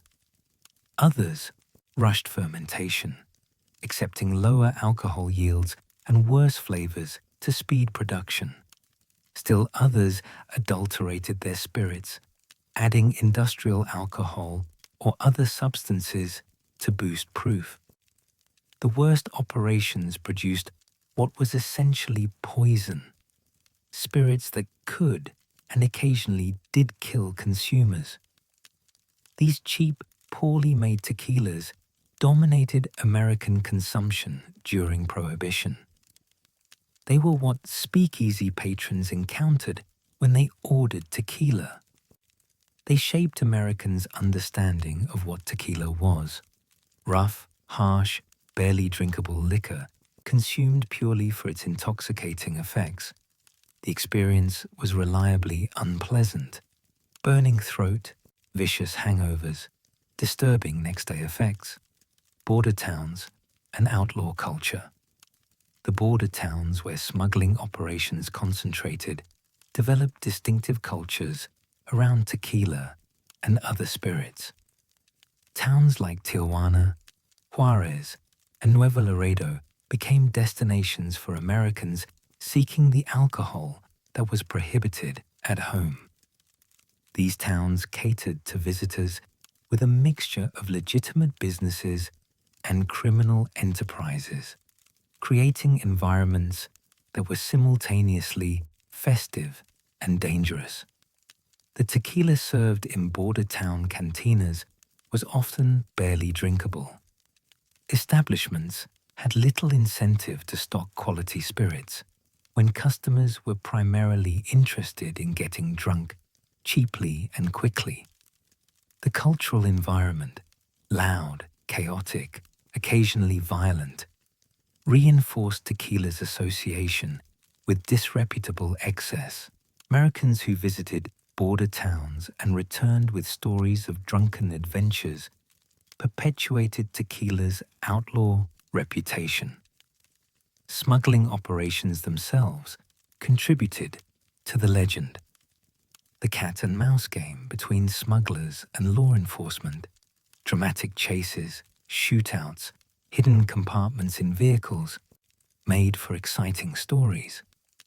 Tequila became associated with this outlaw romanticism, which enhanced its mystique but did nothing for its respectability. The economic impact on border regions was significant. Money flowed into towns that served as smuggling hubs. Distilleries near the border expanded to meet demand. But this prosperity was built on foundations that would collapse when Prohibition ended, and it came at the cost of the spirit's reputation. The hangover. After Prohibition. When Prohibition ended in 1933, tequila producers faced an unexpected crisis. They had anticipated that legal access to the American market would bring opportunity.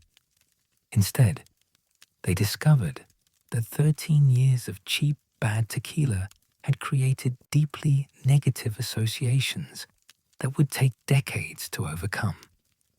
Americans who had consumed tequila during Prohibition, and there were millions of them, remembered it as terrible. They recalled the burning sensation, the savage hangovers, the overwhelming harshness. These memories were often accurate, reflecting the genuinely poor quality of most tequila available during Prohibition. But they generalized from those experiences to conclude that all tequila was inherently inferior. The cocktail culture that flourished after Prohibition largely excluded tequila. Bartenders who were rediscovering classic drinks and inventing new ones rarely reached for tequila. The spirit's reputation as rotgut made it unsuitable for sophisticated cocktails. When it appeared at all, it was usually in the context of novelty drinks or dares, consumptions designed to test one's tolerance for harsh spirits rather than to enjoy flavor. Tequila's image problem extended beyond mere quality concerns.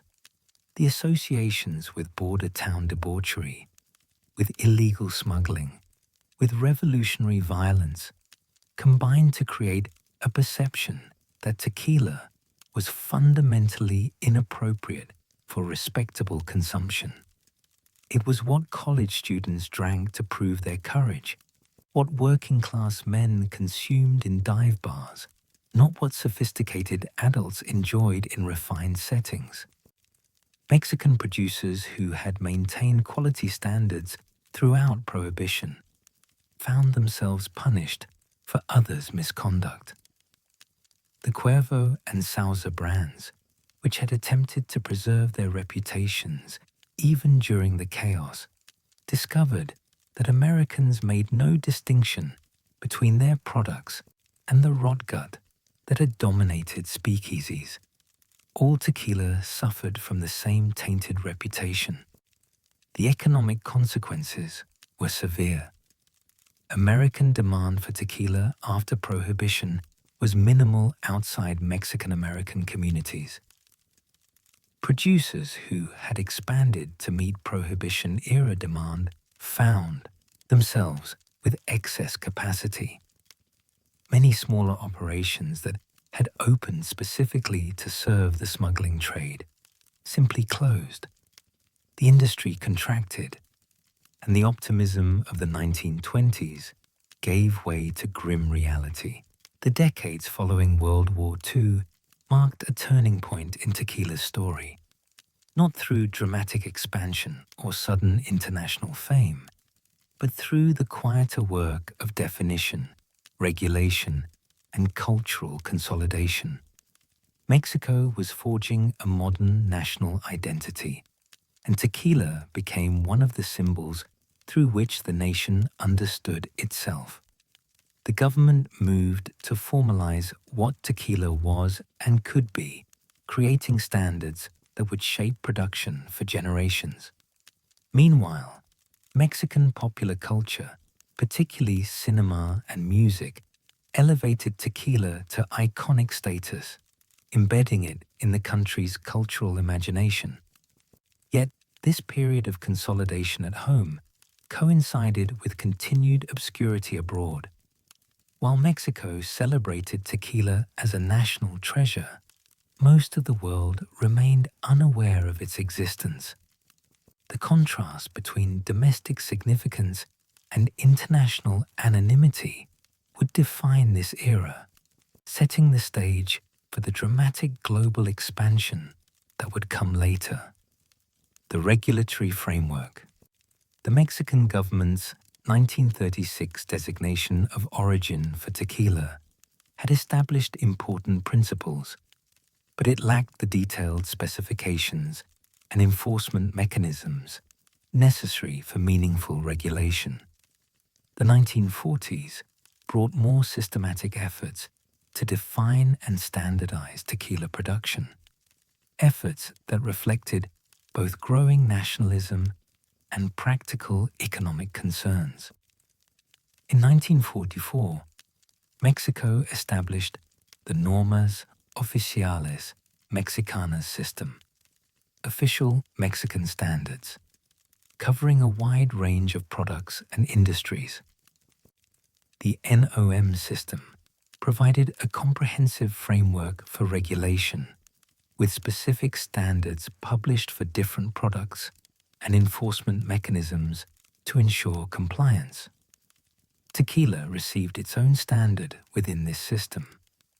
creating formal definitions and requirements that all producers were legally obligated to meet. The early tequila NOM established several fundamental principles. First, it defined tequila geographically. The spirit could only be produced in specific regions, primarily in Jalisco, but also in designated areas of 4 other states: Guanajuato, Michoacán, Nayarit, and Tamaulipas.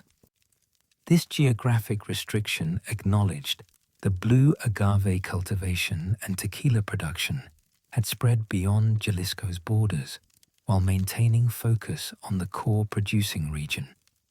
Second, the standard defined tequila botanically. It had to be made from Agave tequilana Weber, variety Azul, blue agave.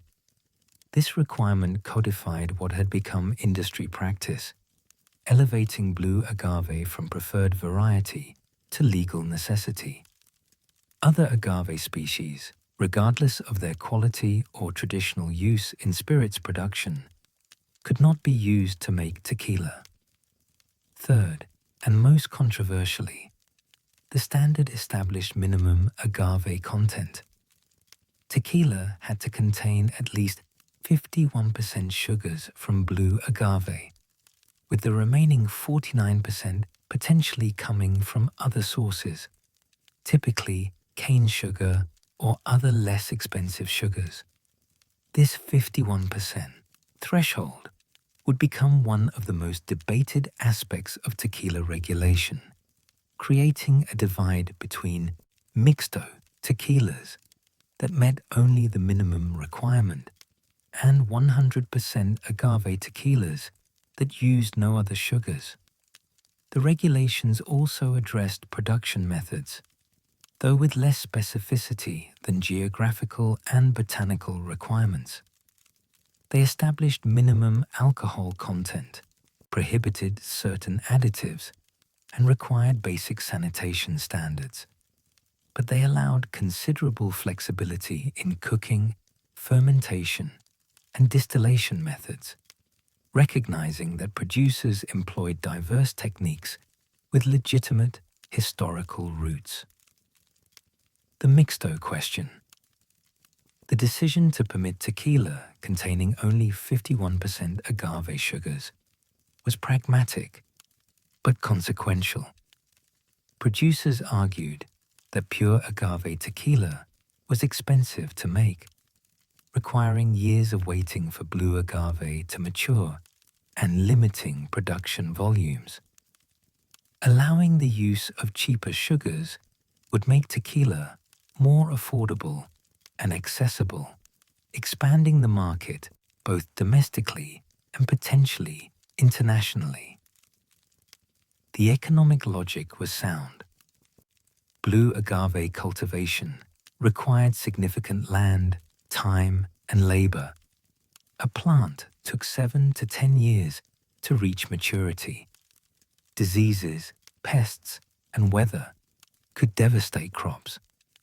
By contrast, cane sugar was cheap, readily available, and consistent in quality. A producer who could supplement agave sugars with cane sugar could increase production volumes, reduce costs, and stabilize pricing. But the quality implications troubled traditionalists.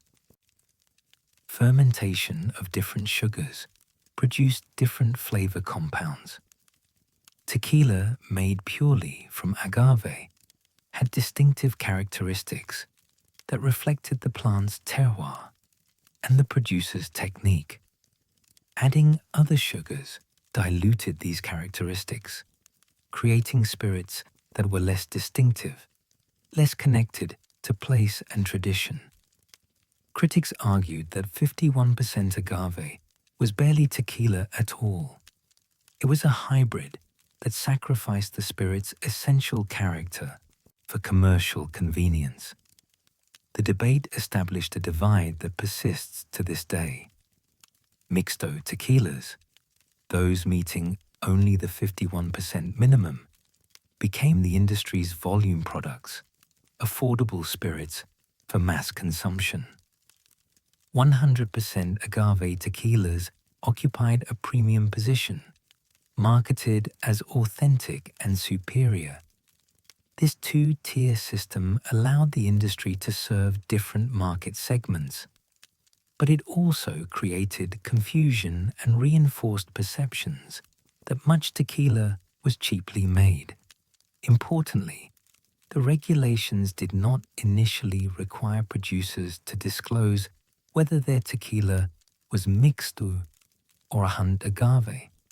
This lack of transparency meant consumers often had no way to know what they were drinking. Only later would labeling requirements mandate such disclosure, allowing consumers to make informed choices.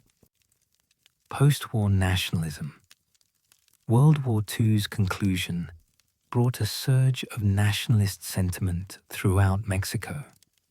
The country had contributed to the Allied victory, modernized its economy through wartime production, and emerged with growing confidence in its place on the world stage. This nationalism sought symbols that represented authentic Mexican identity, distinct from both European colonial heritage and U.S. cultural influence. Tequila fit perfectly into this nationalist project. It was demonstrably Mexican, rooted in specific Mexican regions, made from a plant native to Mexico, produced according to traditions that predated European contact, even if they incorporated colonial innovations. The spirit could be celebrated as genuinely national in ways that few other products could claim. Government officials, intellectuals, and cultural producers embraced tequila as embodying essential Mexican qualities. It represented the land, volcanic soil, highland climate, the distinctive terroir of Jalisco. It connected to history, indigenous knowledge of agave, colonial innovation, revolutionary culture, and it symbolized Mexican character, bold, direct, unpretentious, proud. This nationalist celebration had practical effects on the industry. Government support for regulation and protection intensified, driven partly by genuine belief in tequila's cultural importance. Educational campaigns taught Mexicans about tequila production, connecting the spirit to national heritage. And exports were encouraged as a way of spreading Mexican culture and identity internationally, even if actual export volumes remained modest. The nationalist embrace also reinforced certain narratives about tequila that were not entirely accurate. The emphasis on machismo and revolutionary heritage continued, even though these associations limited the spirit's appeal to certain demographics. The celebration of tradition sometimes obscured how much tequila production had changed through industrialization, and the focus on Jalisco marginalized other mezcal-producing regions whose spirits were equally rooted in Mexican tradition. Cinema's golden age. Mexican cinema reached its artistic and commercial peak during the 1940s and 1950s, a period known as the Golden Age. The films produced during these decades were enormously popular throughout Latin America and among Mexican-American communities in the United States. They shaped how both Mexicans and international audiences understood Mexican culture, and tequila featured prominently in their iconography. The archetypal Golden Age film often featured certain recurring elements: mariachi musicians, charros, traditional horsemen, in elaborate costumes, cantinas filled with spirited conversation and drinking, and dramatic confrontations involving honor, romance, and violence. Tequila appeared in countless scenes, shared between friends, drunk to drown sorrows, consumed before dramatic confrontations, celebrated during moments of triumph. Stars like Pedro Infante, Jorge Negrete, and Maria Felix became associated with tequila consumption on screen. Their characters drank the spirit in ways that connected it to Mexican identity and emotional authenticity. When Pedro Infante's character shared tequila with friends in a cantina, it symbolized male bonding and Mexican camaraderie. When a character drank alone, drowning heartbreak in tequila, it expressed emotional depth and melancholy. These cinematic representations reinforced and refined tequila's cultural meanings. The spirit became inseparable from mariachi music, which itself was becoming internationally recognized as distinctively Mexican. The association with charros connected tequila to rural, traditional Mexico, the countryside rather than the city, heritage rather than modernity. And the cantina settings established tequila as communal and social, consumed in contexts of conversation and connection rather than solitary drinking. The international reach of Mexican cinema, particularly in Latin America, spread these associations beyond Mexico's borders. Audiences in Argentina, Colombia, Venezuela, and elsewhere encountered tequila through Mexican films, developing impressions of the spirit, even if they had never tasted it. This cinematic exposure created name recognition and cultural associations that would later facilitate actual market expansion. Mariachi, charros, and cultural synthesis. The intertwining of tequila with mariachi music and charro culture during this period created a powerful symbolic complex that defined Mexican identity, both domestically and internationally. These elements, the spirit, the music, the traditional horsemen, came from different sources and histories, but post-war nationalism synthesized them into a coherent representation of essential Mexicanness. Mariachi music, which originated in Jalisco, provided the perfect cultural complement to tequila. Both were rooted in the same region. Both had evolved through complex historical processes that combined indigenous, Spanish, and other influences, and both were becoming recognized as distinctively Mexican. The music's emotional range, from celebratory to melancholic, from romantic to defiant, matched the range of contexts in which tequila was consumed. Charros represented idealized rural Mexican masculinity. Their elaborate costumes, horsemanship skills, and adherence to codes of honor connected to earlier eras even as they were being actively constructed as national symbols in the mid-20th century. The association between charros and tequila reinforced the spirit's connection to traditional Mexico, to the countryside and its values, to a way of life that was disappearing but remained culturally central. This cultural synthesis was partly organic and partly constructed. Yes, tequila had long been consumed in Jalisco, where mariachi music developed. Yes, rural Mexicans, including horsemen, had drunk tequila for generations. But the specific packaging of these elements into an iconic complex, the image of the charro with his guitar and his tequila, was a mid-20th century creation, shaped by cinema, marketing, and nationalist cultural politics. The synthesis proved remarkably powerful and durable. To this day, tequila evokes mariachi music and charros in ways that other spirits do not evoke their regional associations. The cultural packaging established during this period became definitive, shaping how tequila was understood and marketed for generations. If tequila's journey to international recognition required a single breakthrough moment, the margarita was it. This deceptively simple cocktail, tequila, lime juice, orange liqueur, served in a salt-rimmed glass, became the vehicle through which millions of Americans first encountered the spirit.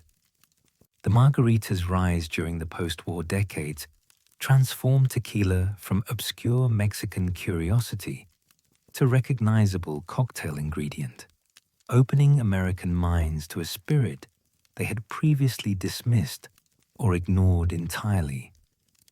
Yet this discovery came with complications.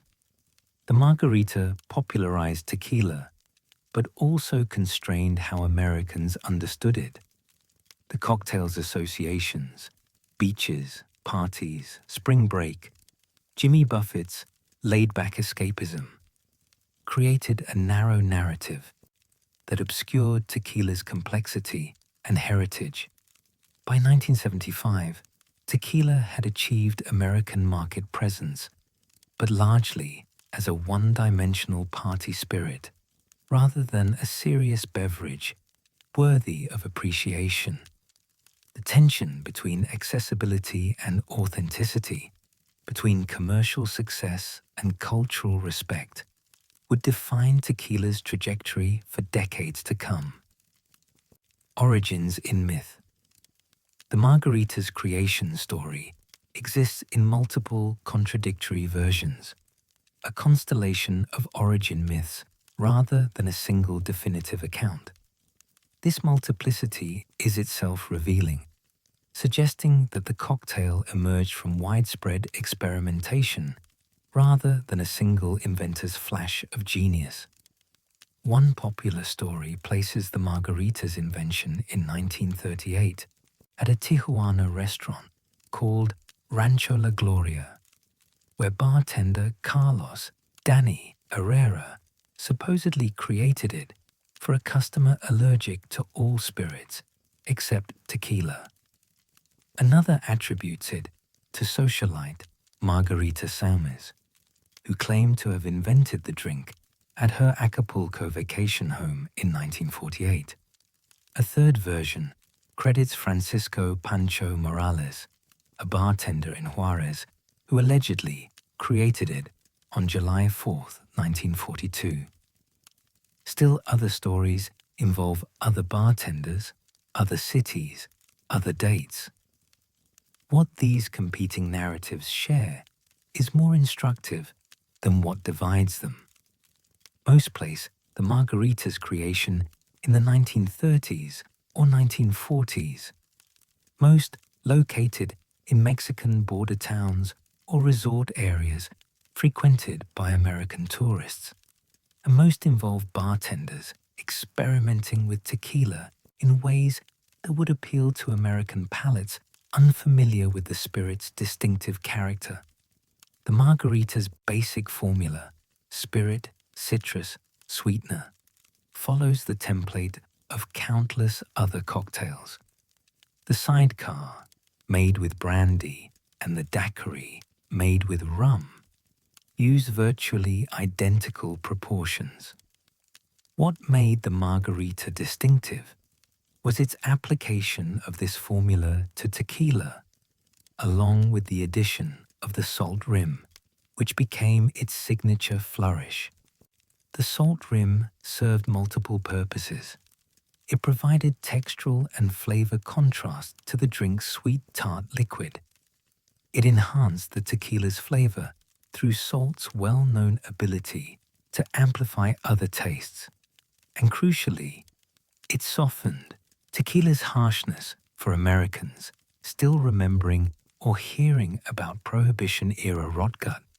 the salt preparation transformed tequila consumption from ordeal to pleasure. Regardless of who invented it or exactly when, the margarita began appearing in bars along the Mexican border and in resort towns during the 1940s. By the early 1950s, it had spread to American bars in California and the Southwest. And by the 1960s, it was becoming a national phenomenon, the gateway through which a generation of Americans discovered tequila. Post-war tourism and exposure. World War II's conclusion brought unprecedented prosperity to the United States, and with it, a surge in leisure travel. Mexico, with its proximity, exotic culture, and relative affordability, became an increasingly popular destination for American tourists. The development of commercial aviation made travel faster and more comfortable. Improved highways allowed driving vacations, and Mexico actively promoted tourism as an economic development strategy.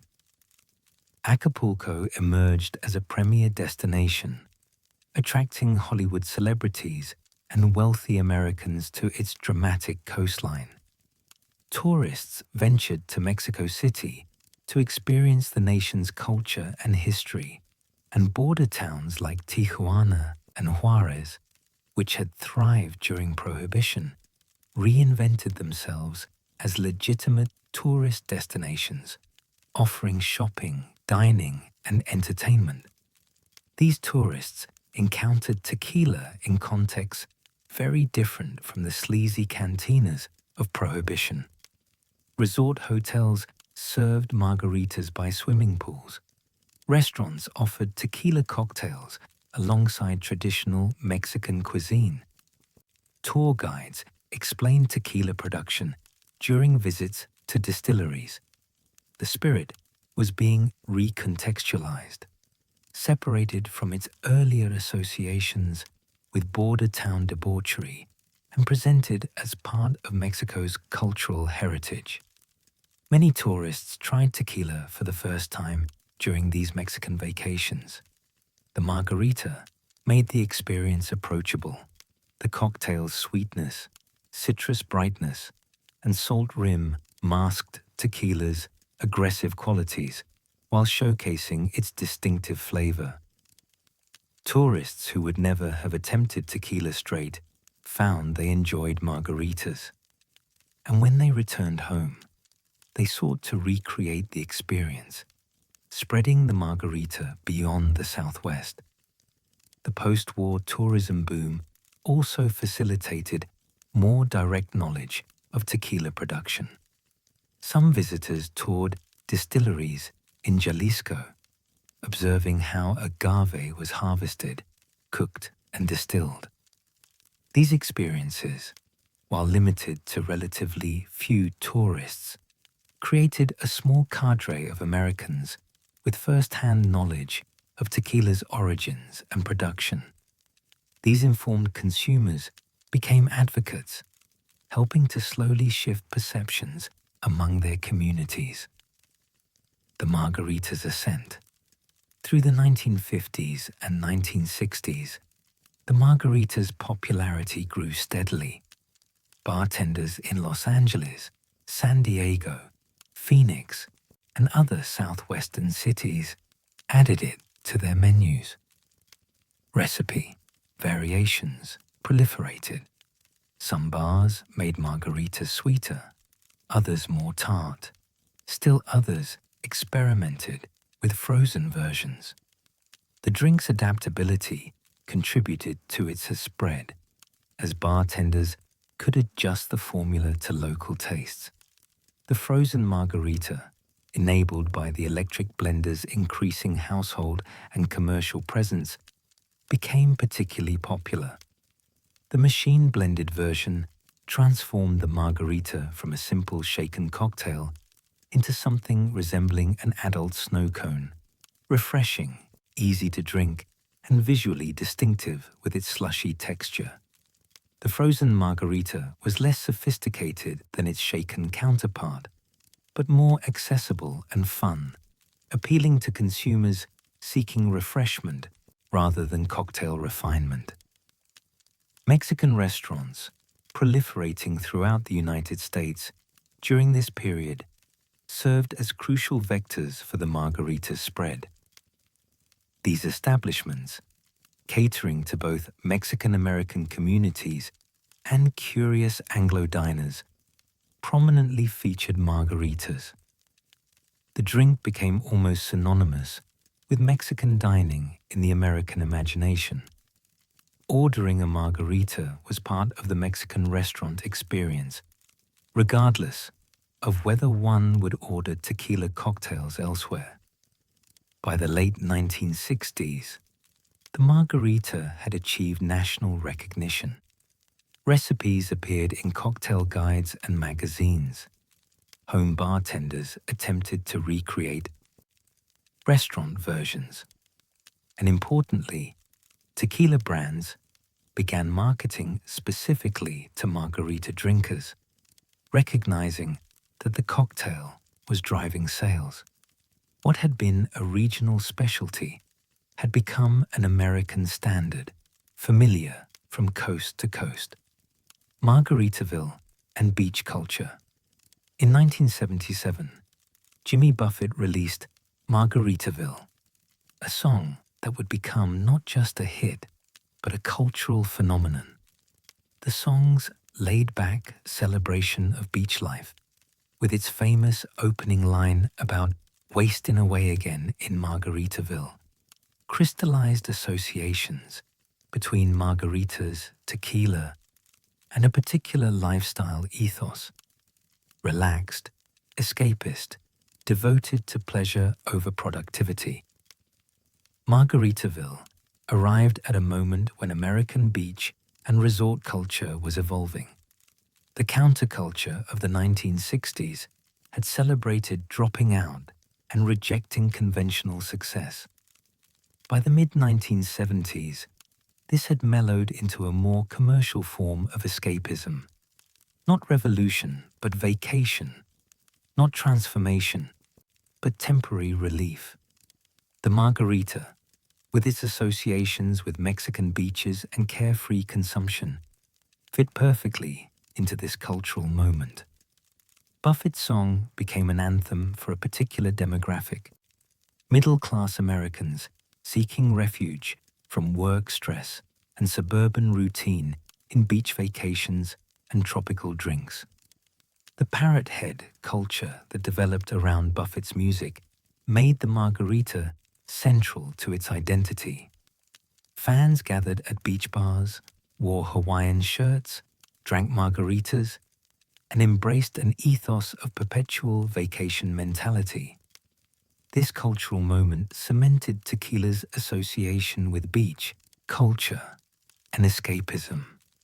The spirit became linked not with Mexican heritage or artisanal production, but with American leisure and party culture. While this association helped popularize tequila, it also trivialized it, making it difficult for consumers to take the spirit seriously or appreciate its complexity. Spring break and excess.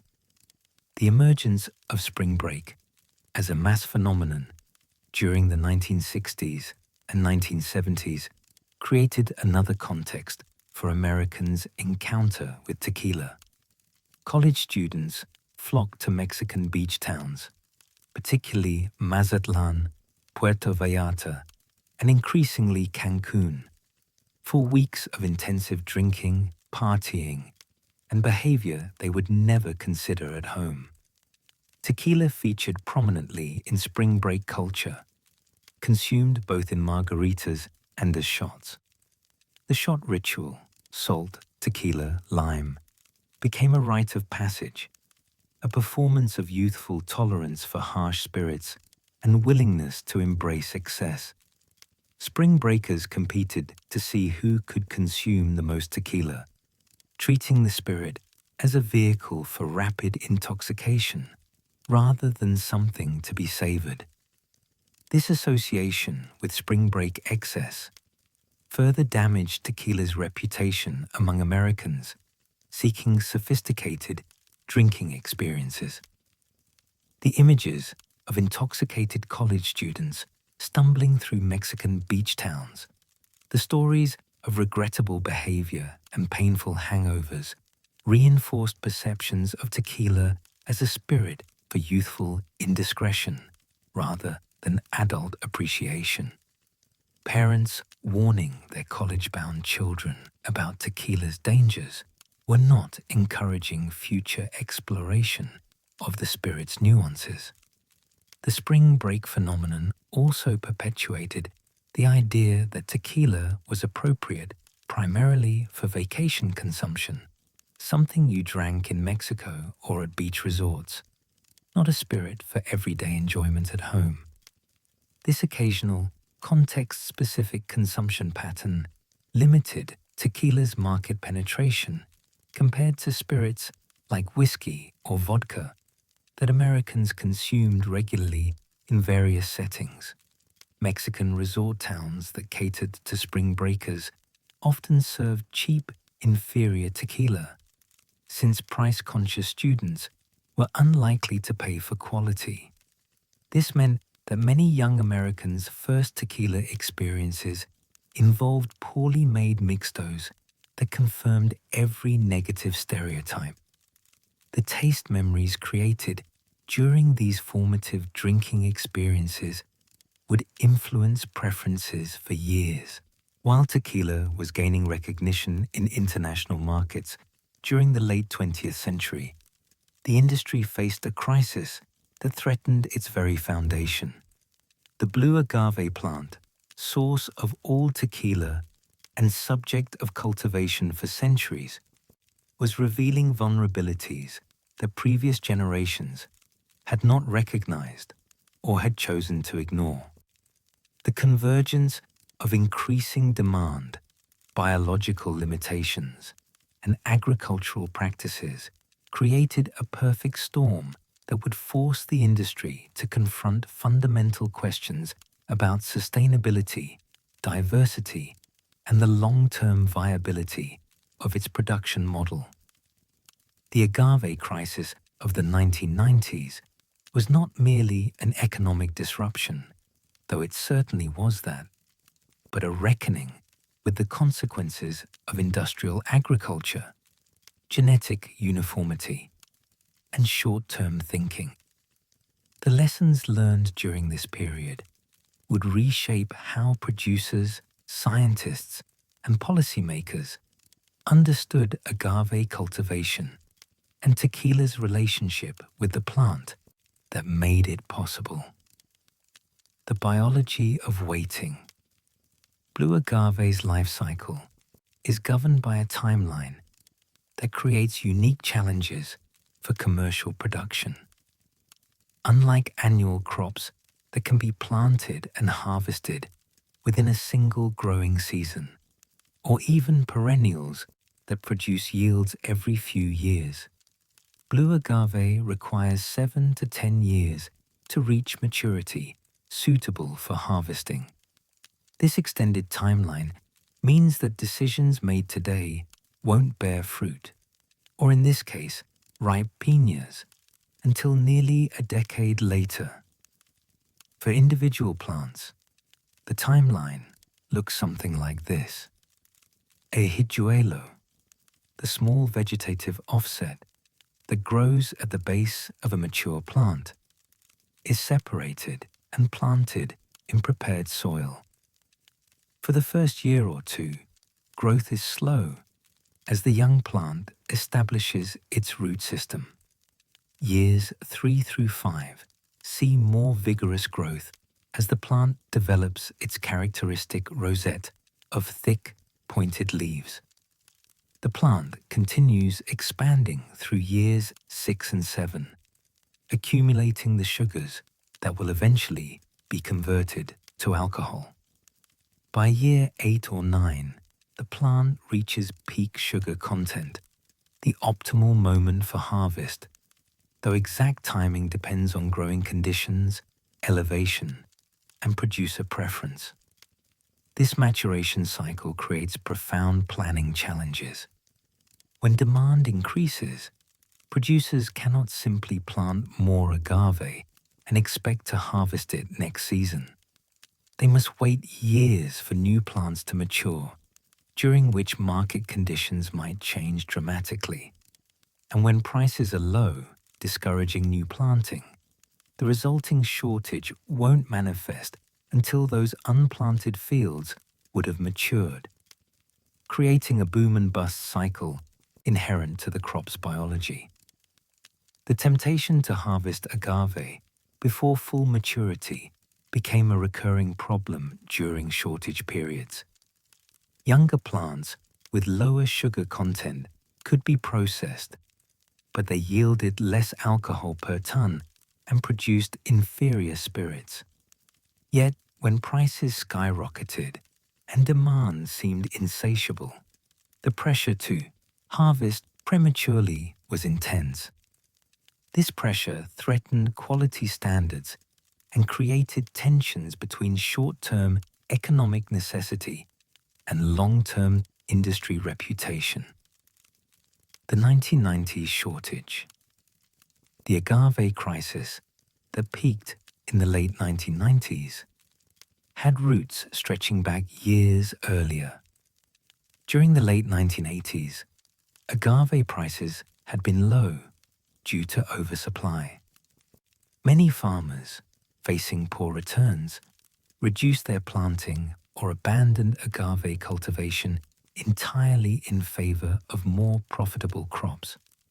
This reduced planting would have consequences nearly a decade later, but at the time, it seemed like a rational response to market conditions. Meanwhile, tequila demand was accelerating.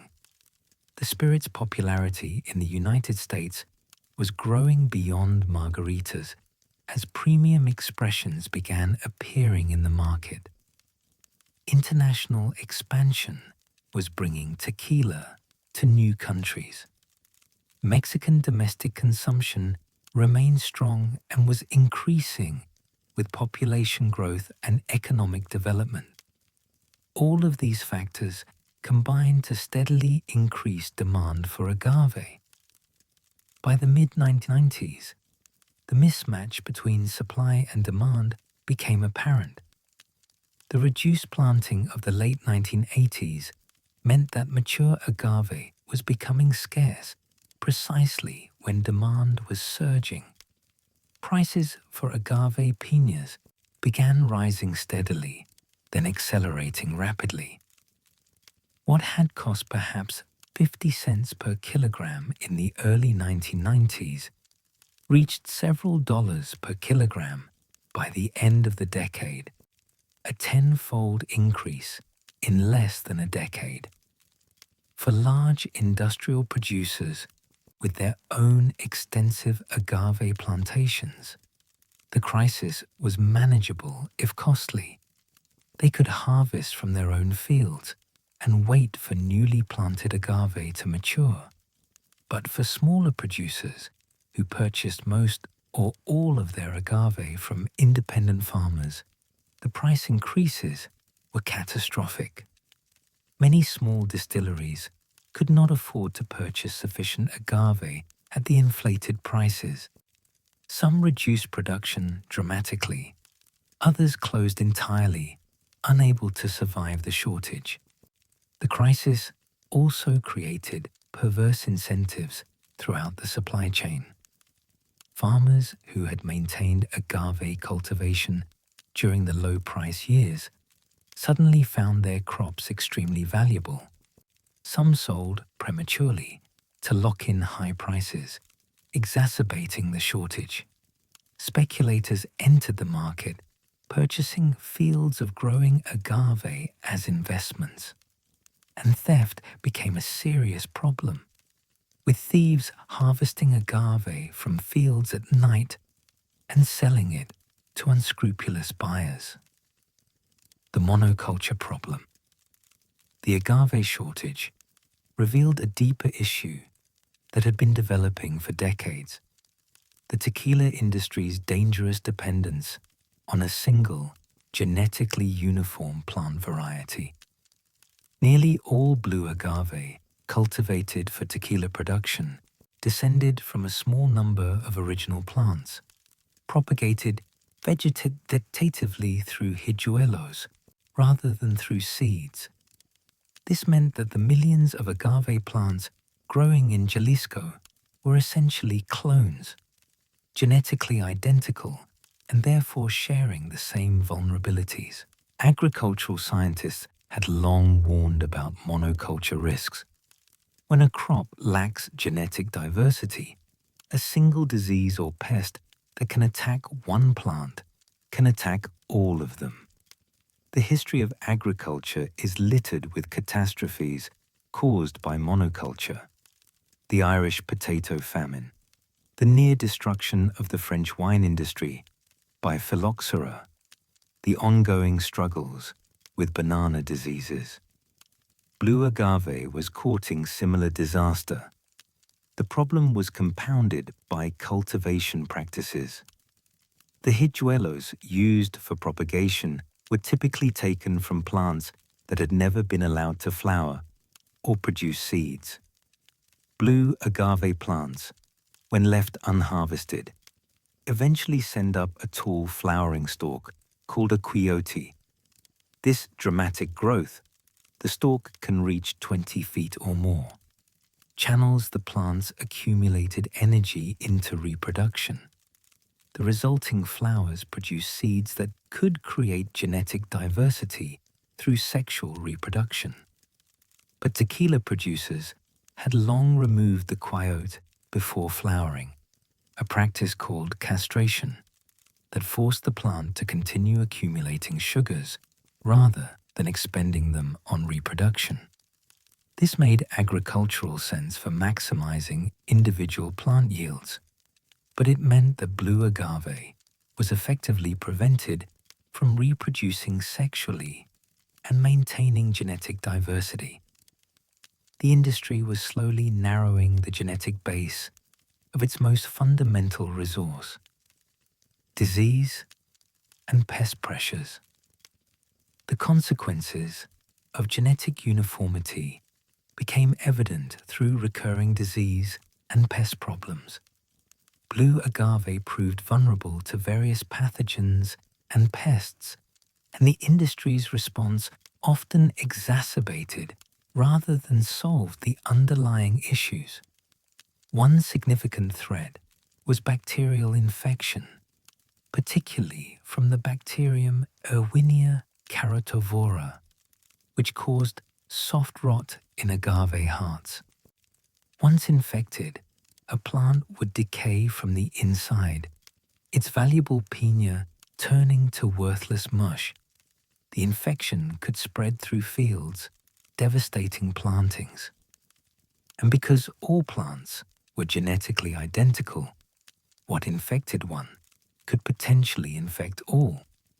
Fungal diseases also posed serious threats. Various fungi attacked agave leaves, roots, or hearts, with some species showing increasing resistance to fungicides.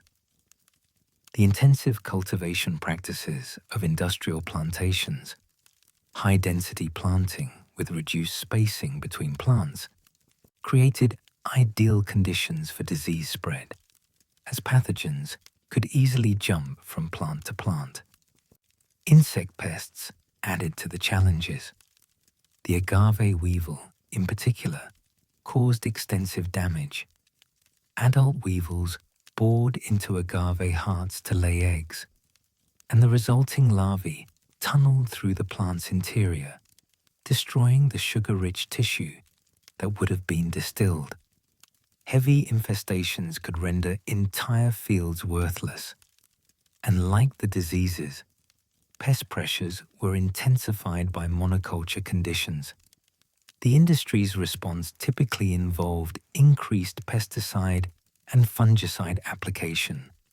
While these chemicals could control immediate outbreaks, they created their own problems: environmental contamination, resistance development in pests and pathogens, increased production costs, and concerns about chemical residues in the final spirit. The fundamental vulnerability created by genetic uniformity remained unaddressed. Agricultural science awakens. The crisis prompted increased scientific attention to agave cultivation. Researchers began seriously studying blue agave genetics, physiology, and pathology in ways that had not been prioritized when the crop seemed reliably productive. What they discovered was often troubling, but also pointed toward potential solutions. Genetic studies confirmed the extreme uniformity of cultivated blue agave. Research revealed that the plants used in tequila production represented only a tiny fraction of the genetic diversity present in wild agave populations, and even in the broader species Agave tequilana. This uniformity was even more extreme than scientists had suspected, leaving the crop extraordinarily vulnerable to any threat that could overcome its limited defenses. Some researchers began exploring the possibility of reintroducing genetic diversity through selective breeding programs. This would require allowing some plants to flower and produce seeds, then growing seedlings and selecting for desirable traits: higher sugar content, disease resistance, climate resilience. Such programs would take decades to produce results, given agave's long maturation cycle, but they represented the only path to meaningful genetic diversification. Others investigated alternative cultivation practices that might reduce disease and pest pressure without requiring genetic changes. Research into optimal plant spacing, companion planting, biological pest controls, and organic disease management offered potential improvements. Some studies examined traditional cultivation methods that had been abandoned during industrialization, finding that these sometimes produced more resilient plants even if they were less efficient. Scientists also began documenting the broader ecological impacts of intensive agave cultivation. The conversion of diverse ecosystems into agave monocultures reduced biodiversity, disrupted water cycles, and created landscapes vulnerable to erosion and degradation. This research would eventually influence more sustainable cultivation approaches, though during the crisis period, economic pressures often overrode environmental concerns. In 1989, a brand that would transform American perceptions of tequila appeared on liquor store shelves in select U.S. markets. Patron arrived in a distinctive hand-blown glass bottle, with a price tag triple or quadruple what Americans were accustomed to paying for tequila. The brand's founders were making a bold claim that tequila could be a luxury spirit worthy of sipping neat, appreciating for its complexity, and paying premium prices to obtain. At the time, this proposition seemed unlikely to succeed. A decade later, it had sparked a revolution that would fundamentally reshape the tequila industry. The premium tequila movement that emerged in the 1990s represented more than just higher-priced products. It involved redefining tequila's cultural position, educating consumers about quality distinctions they had never considered, and reclaiming a narrative that had been lost amid decades of margaritas and spring break shots. Mexican producers, who had watched their spirit be trivialized and misunderstood in international markets, finally had an opportunity to present tequila as they believed it deserved to be seen, as a sophisticated, complex, culturally significant beverage worthy of respect and appreciation. Patron's audacious gambit. The story of Patron's founding illustrates both the opportunities and challenges of launching a premium tequila in the late 1980s. John Paul DeJoria and Martin Crowley, the brand's founders, had to overcome not just market skepticism, but active resistance. Distributors told them that Americans would never pay $30 or $40 for a bottle of tequila. Retailers questioned whether they could sell an expensive spirit known primarily for cheap margaritas and shots. Bartenders wondered why anyone would waste premium tequila by mixing it. But DeJoria and Crowley had a vision rooted in personal experience. Both had encountered quality tequila during visits to Mexico and recognized that what was available in the US market failed to represent the spirit's potential. They believed that a properly presented premium tequila, packaged elegantly and marketed to sophisticated consumers, could succeed despite conventional wisdom suggesting otherwise. The bottle design was crucial to this strategy. Patron's hand-blown glass bottle, with its rounded shape and individually numbered label, communicated luxury and craftsmanship before the consumer ever tasted the contents. The bottle was deliberately designed to look unlike every other tequila on the shelf. No sombreros, no cartoonish Mexican imagery, no visual signals connecting to tequila's party spirit reputation. Instead, it resembled bottles of premium cognac or single malt scotch, suggesting that the liquid inside deserved similar consideration. The liquid itself was 100% blue agave tequila, though Patron did not initially emphasize this distinction heavily because most consumers didn't yet understand what it meant. The tequila was smooth, relatively gentle compared to the harsh mixtos that dominated the market, and deliberately designed to be approachable for tequila novices. Critics would later argue that Patron was too smooth, that its refinement came at the cost of the distinctive agave character that made tequila interesting. But for the brand's purposes, converting skeptical American consumers, approachability was more valuable than aggressive character. The initial launch focused on key markets where sophisticated consumers might be most receptive: Los Angeles, New York, Miami, San Francisco. The brand targeted upscale restaurants and bars, convincing sommeliers and bartenders to stock it and recommend it to curious customers. And crucially, Patron invested heavily in education, training service staff about tequila categories, production methods, and proper serving techniques. The education campaign Patron's success depended on teaching American consumers concepts they largely didn't know and distinctions they had never considered. Most Americans in 1989 thought of tequila as a single, undifferentiated category. You might prefer one brand over another, but fundamentally, tequila was tequila. The idea that there were different types of tequila, each with distinct characteristics, was news to most consumers.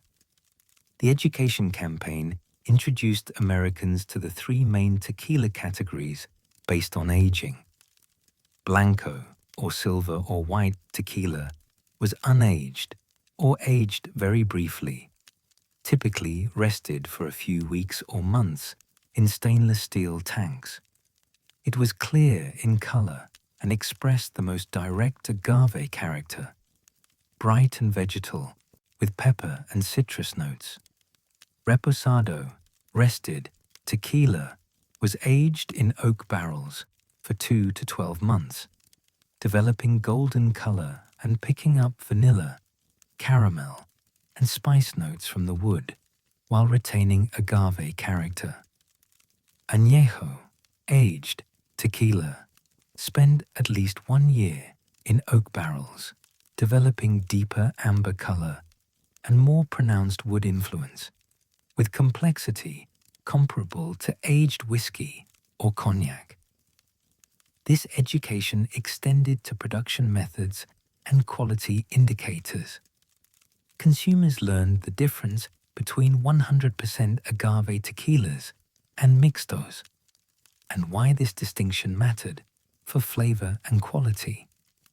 They discovered that premium tequilas could be sipped neat rather than shot or mixed, that proper glassware enhanced the tasting experience, and that tequila could be evaluated for aroma, flavor complexity, and finish just like wine or whiskey. The campaign faced considerable resistance. Decades of experience with harsh, cheap tequila had trained American palates to expect burning sensations and aggressive flavors that needed to be masked with salt and lime or drowned in margarita mix. Convincing these consumers that tequila could be gentle, complex, and worthy of slow appreciation required not just marketing, but experiential conversion. Many people needed to taste premium tequila themselves before they would believe the claims. Patron was not alone in this educational effort. Other premium brands emerging during the same period, Herradura, El Tesoro, Chinaco, also invested in consumer education. Together, they created momentum for the idea that tequila could be sophisticated, that the cheap mixtos Americans knew represented only one narrow slice of what tequila could be, and that exploring premium expressions was a worthwhile adventure for spirits enthusiasts. 100% agave distinction. As the premium market developed, the distinction between 100% agave tequilas and mixtos became increasingly important. Prior to the 1990s, most American consumers were unaware this distinction even existed. Mexican regulations required only 51% agave content for something to be labeled tequila, and the majority of tequila sold in the US was mixto. The remaining 49% came from cheaper sugars like cane sugar. Premium brands made 100% agave status central to their marketing. They explained that authentic tequila should showcase blue agave's distinctive character, not dilute it with neutral alcohol from other sources. They argued that mixtos were compromises forced by economics, acceptable for mixing, but inappropriate for appreciating tequila's true potential. And they lobbied for clearer labeling requirements so consumers could easily identify which tequilas were 100% agave. The commercial implications were significant. Producing 100% agave tequila was more expensive. Blue agave cultivation required years of investment, and using only agave sugars meant lower volumes from the same amount of raw material. But premium brands could charge prices that justified these higher costs. A bottle of 100% agave añejo might cost $50 or $60, compared to $15 or $20 for a comparable volume of mixto. This price differential made premium tequila production economically viable despite higher costs. The distinction also created a two-tier market structure that would persist for decades. Volume brands continued producing mixtos for price-conscious consumers and high-volume cocktail use. Premium brands focused on 100% agave expressions for consumers seeking quality and willing to pay for it. This segmentation allowed the industry to serve different market needs while gradually shifting consumer expectations upward as more people encountered premium tequilas and recognized the quality difference. Mexican regulations eventually responded to this market evolution by requiring that bottles be labeled clearly regarding agave content. Any tequila that was not 100% agave had to be labeled simply as tequila, while 100% agave expressions could prominently declare this status. This transparency helped consumers make informed choices and gave premium producers a clear marketing advantage. Small batch and artisanal recognition. The premium revolution opened space for small batch and artisanal producers who had been operating in obscurity. These smaller operations, often family-owned, distilleries using traditional production methods, produced tequilas with distinctive character that large industrial producers couldn't or wouldn't match. As consumers developed more sophisticated palates and curiosity about tequila's diversity, these artisanal brands found appreciative audiences. Some small producers maintained traditional production methods that had become rare in the industry. They cooked agave in stone hornos rather than autoclaves, crushed with tajonas rather than mechanical shredders, fermented in wooden vats with wild yeasts rather than stainless steel tanks with cultured strains, and distilled in small copper pot stills rather than continuous column stills. These traditional methods were labor-intensive and produced relatively small volumes, but they created tequilas with complexity and character that distinguished them from mass-market products. The terroir concept, borrowed from wine culture, began to be applied to tequila. Enthusiasts recognized that tequila from different regions, different valleys, different elevations, different soil types, expressed distinct characteristics. The volcanic soil of the Tequila Valley produced tequilas with certain flavor profiles, while the clay-rich soil of Los Altos produced different characteristics. Small producers who sourced agave from specific locations and emphasized terroir in their production could attract consumers interested in exploring these nuances. Distribution of artisanal tequilas remained challenging. These small brands lacked the marketing budgets and distributor relationships of major companies, but specialty liquor stores began stocking them, serving customers who sought unusual or exceptional spirits.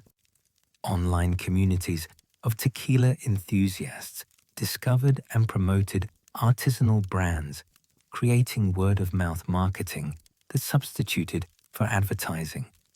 And some upscale bars built reputations partly on their selections of rare or small batch tequilas, giving these brands visibility among influential consumers. Celebrity endorsements and cultural cachet. As premium tequila gained momentum, celebrity involvement accelerated the trend. Carlos Santana became an early and prominent advocate, launching his own tequila brand and speaking publicly about his appreciation for quality tequila. Other musicians, actors, and cultural figures followed, some launching their own brands, others simply endorsing existing ones, or publicly expressing their enthusiasm. Celebrity involvement brought both benefits and risks. On the positive side, celebrities introduced tequila to their fan bases, many of whom would not have considered the spirit otherwise. When respected cultural figures endorsed premium tequila, it signaled that the spirit was worthy of sophisticated attention. And celebrity-backed brands often had resources to invest in marketing and distribution. The first decade of the 21st century marked tequila's full transformation from regional Mexican spirit to global luxury commodity. What had begun as a cottage industry in Jalisco's highlands and valleys now commanded the attention of the world's largest beverage corporations, each eager to claim their stake in a market experiencing unprecedented growth. Between 2000 and 2010, tequila production doubled, exports tripled, and the spirit's cultural meaning underwent a profound metamorphosis. The rustic bottles that once lined cantina shelves were replaced by crystal decanters retailing for hundreds of dollars. The jimadors who had worked the agave fields for generations now found themselves employed by multinational conglomerates whose boardrooms were thousands of miles from the volcanic soil of Jalisco. This was the era when tequila crossed the threshold from niche spirit to mainstream phenomenon, when it ceased to be merely Mexican and became international property. But this globalization came at a cost that would only become apparent as the decade progressed, as ancient production methods collided with industrial efficiency, as heritage clashed with marketing imperatives, and as the very soul of tequila became a matter of heated debate. The corporate conquest. The wave of acquisitions began quietly, but gained momentum with breathtaking speed. In 2001, Diageo, the British spirits giant behind Johnnie Walker, Smirnoff, and Guinness, purchased Don Julio, the premium brand founded by Don Julio Gonzalez. The $300 million deal sent shockwaves through an industry that had remained largely Mexican-owned throughout its history. Suddenly, one of tequila's most respected names belonged to a London-based corporation with shareholders to satisfy and quarterly targets to meet. Pernod Ricard, the French conglomerate, moved swiftly to secure its position. Having already owned Olmeca since the 1990s, they aggressively expanded their portfolio, eventually acquiring Avión in 2014. Bacardi, the Bermuda-headquartered spirits company famous for rum, purchased Cazadores in 2002 for $80 million, recognizing that tequila's growth trajectory far exceeded that of their traditional products. Brown-Forman, the American company behind Jack Daniels, bought Herradura and El Jimador in 2007 for $776 million, demonstrating just how valuable tequila brands had become. These weren't hostile takeovers. Many founding families welcomed the partnerships, recognizing that global distribution networks and massive marketing budgets could elevate their brands beyond anything they could achieve independently. The Camarena family, who had been making tequila since 1761, saw their brands reach new markets under Beam Suntory's ownership.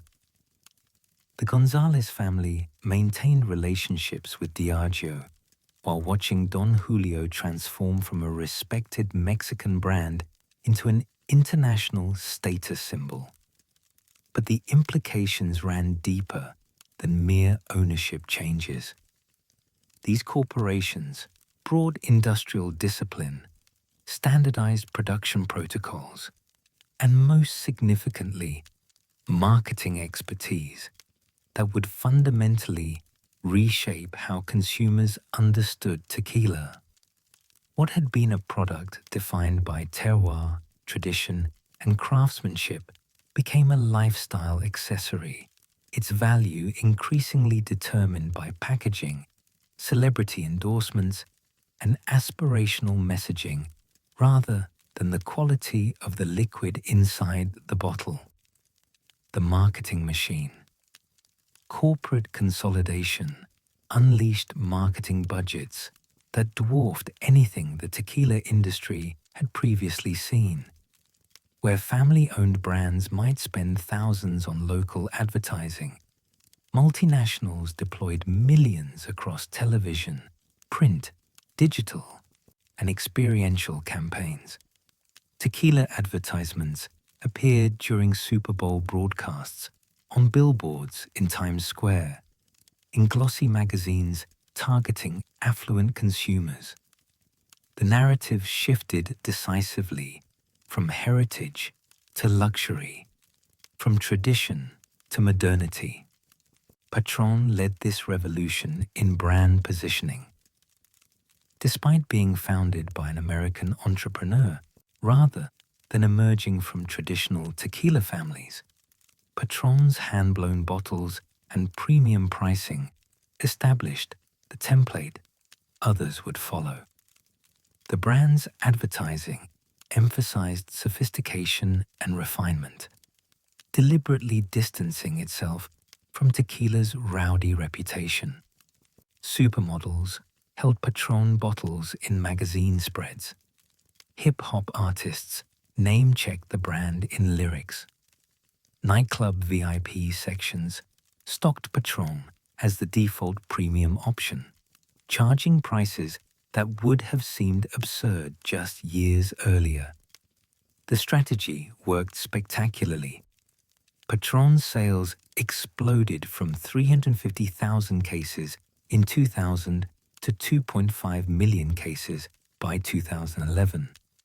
More importantly, they normalized the idea that consumers should pay $50, $60, even $100 or more for a bottle of tequila. They created a category where none had existed, and once that psychological barrier fell, competitors rushed to fill every conceivable price point above it. Premium brands deployed increasingly elaborate packaging.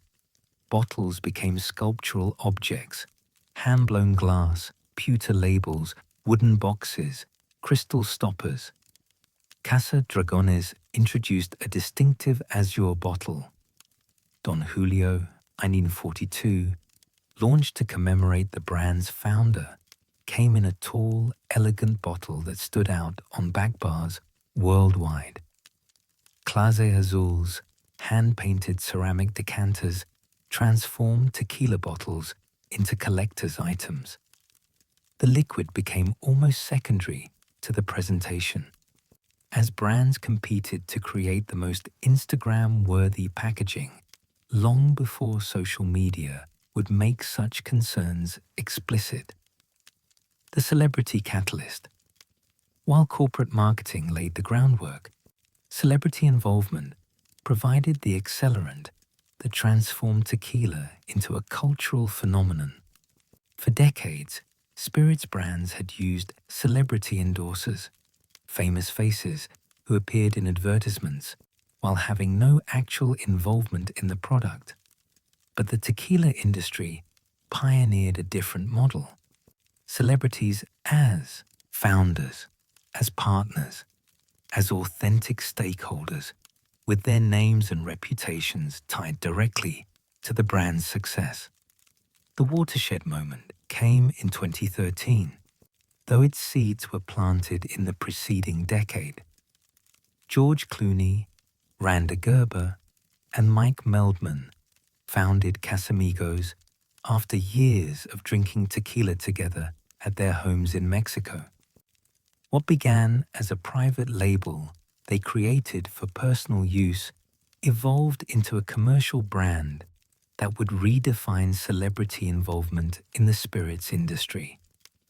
Crucially, Clooney and Gerber insisted they were genuine tequila enthusiasts who happened to be famous, not celebrities cashing in on a trend. The authenticity question mattered less than the results. Casamigos' launch demonstrated that A-list celebrity involvement could generate media coverage and consumer interest worth tens of millions in advertising value. When Diageo acquired Casamigos in 2017 for up to $1 billion, it validated the celebrity tequila model beyond any doubt. An industry that had valued heritage and tradition for centuries suddenly found itself valuing fame and influence above all. Other celebrities rushed to follow. The Rock, Sean Diddy Combs, Nick Jonas, Adam Levine, Rita Ora, Michael Jordan. The list grew until celebrity tequila brands became almost commonplace. Some demonstrated genuine knowledge and involvement in production. Others simply licensed their names to existing operations. The distinction mattered less than the headline, the Instagram post, the appearance at a launch party covered by entertainment media. This celebrity influx had contradictory effects. On one hand, it brought unprecedented mainstream attention to tequila, introducing the category to consumers who might never have tried it otherwise. On the other, it further disconnected tequila from its cultural and geographical origins, transforming it into a generic luxury good that happened to come from Mexico, rather than a distinctly Mexican product with deep historical roots, industrial innovation, and traditional resistance. Behind the marketing glamour, fundamental changes were reshaping how tequila was actually made. As production volumes soared to meet exploding demand, distilleries faced a choice: expand, using traditional methods, which was slow and expensive, or adopt industrial processes that could produce tequila faster and cheaper, but potentially at the cost of quality and character. The diffuser method emerged as the most controversial innovation of this era. Traditional tequila production involved cooking agave hearts in ovens or autoclaves, crushing them to extract juice, fermenting that juice, and distilling the result. Diffusers, borrowed from the sugar industry, essentially pressure-washed raw agave with hot water and chemicals, extracting fermentable sugars without ever properly cooking the piñas. The process was dramatically faster and more efficient, extracting more sugars and requiring less energy.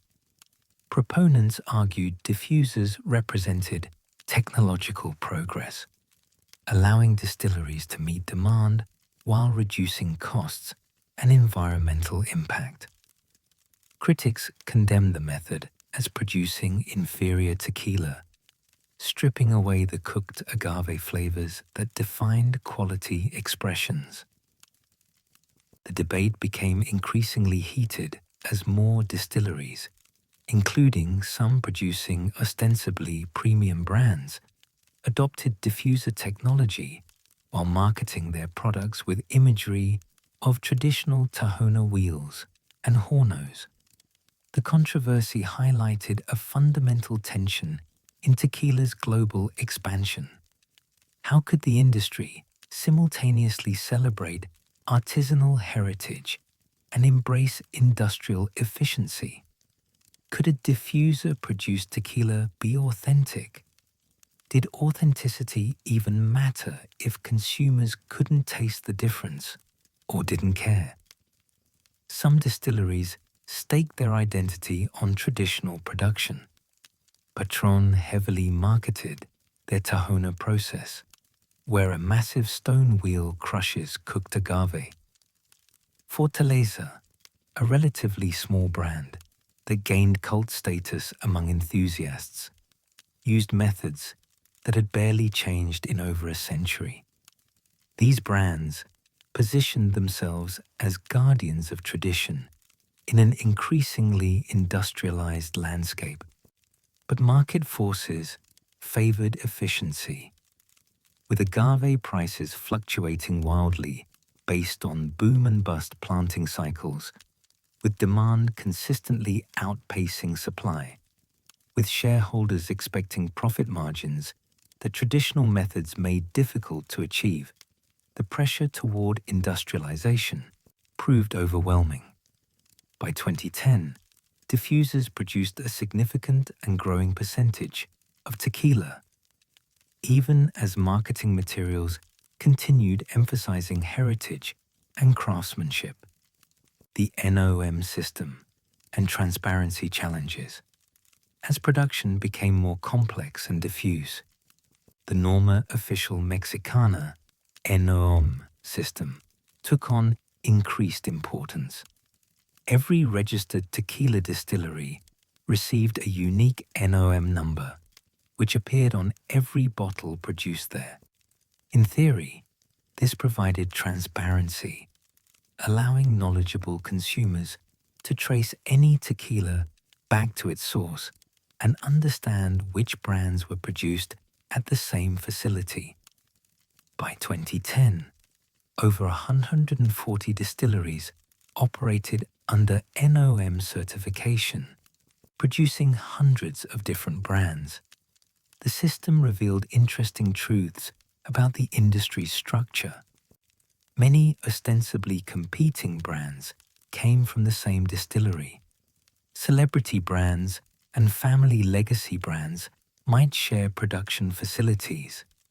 A massive industrial complex might produce both value mixed to and ultra-premium 100% agave tequila. For enthusiasts, NOM numbers became essential information, allowing them to identify quality producers regardless of brand marketing. Certain distilleries, NOM 1414, Herradura, NOM 438, Cascajuin, NOM 1579, El Pandillo G4, developed reputations for consistently producing excellent tequila. Others became known for industrial production, focused on volume over quality. But the NOM system also revealed how disconnected modern tequila had become from the traditional model of single estates producing single brands. Contract production became standard practice. A celebrity could conceptualize a brand, hire a consulting team to develop specifications, contract with a distillery to produce it, and bring a product to market without ever owning production facilities or employing jimadores. The tequila might be perfectly fine. The contracted distillery might do excellent work. But the romance of family distilleries passing techniques through generations increasingly gave way to the reality of contract manufacturing and private label production. By 2009, tequila had achieved everything the industry had long desired: global recognition, premium pricing, celebrity endorsement, and seemingly unlimited growth potential. Yet success bred scrutiny. As the category expanded, a counter-movement emerged among consumers who questioned whether modern tequila had strayed too far from its roots. Armed with unprecedented access to information through digital platforms and motivated by a broader cultural shift toward craft authenticity, these enthusiasts began interrogating production methods, demanding transparency, and celebrating producers who maintained traditional practices even as the industry industrialized around them. This was the craft tequila movement, and though it remained a minority position relative to the broader market, its influence far exceeded its numbers.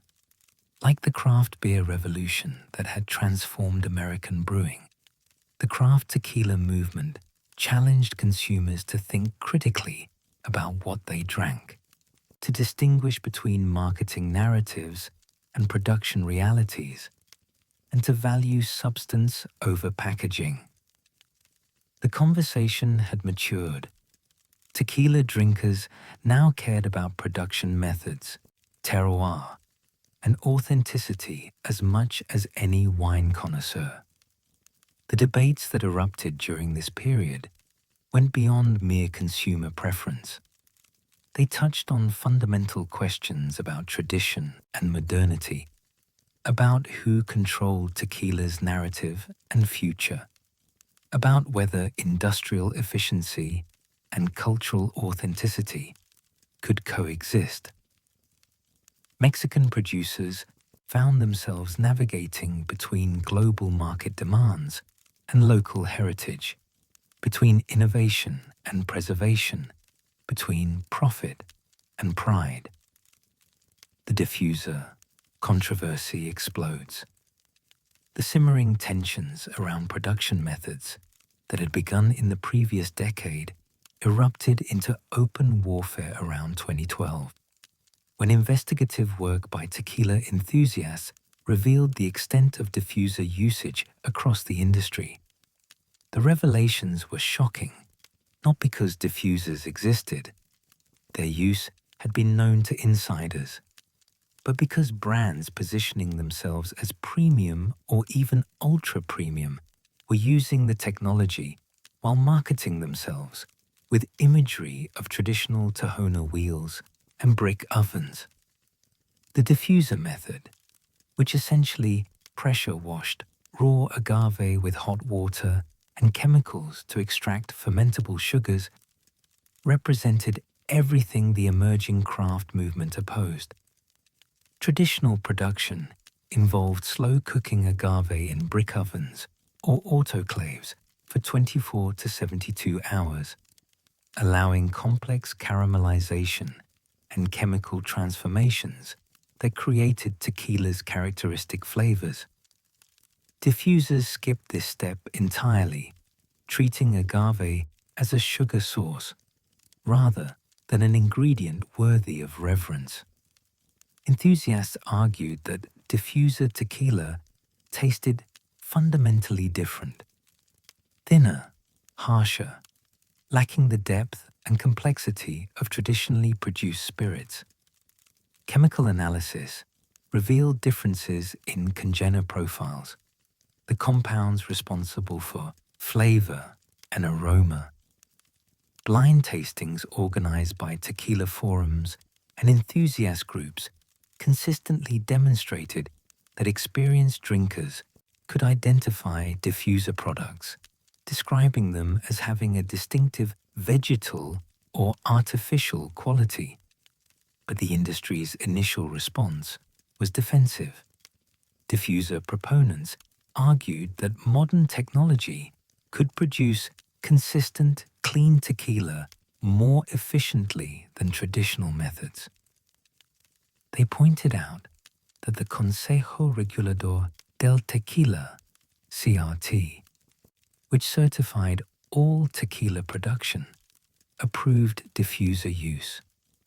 Why, they asked, should consumers care about production methods if the final product met regulatory standards?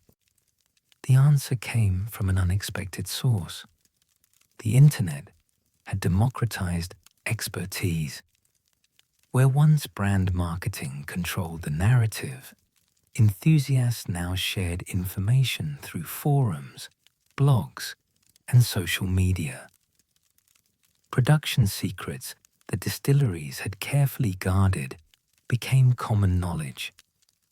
The NOM numbers on bottles, once meaningless to casual consumers, became crucial data points, allowing enthusiasts to trace products back to their source and identify which distilleries use diffusers.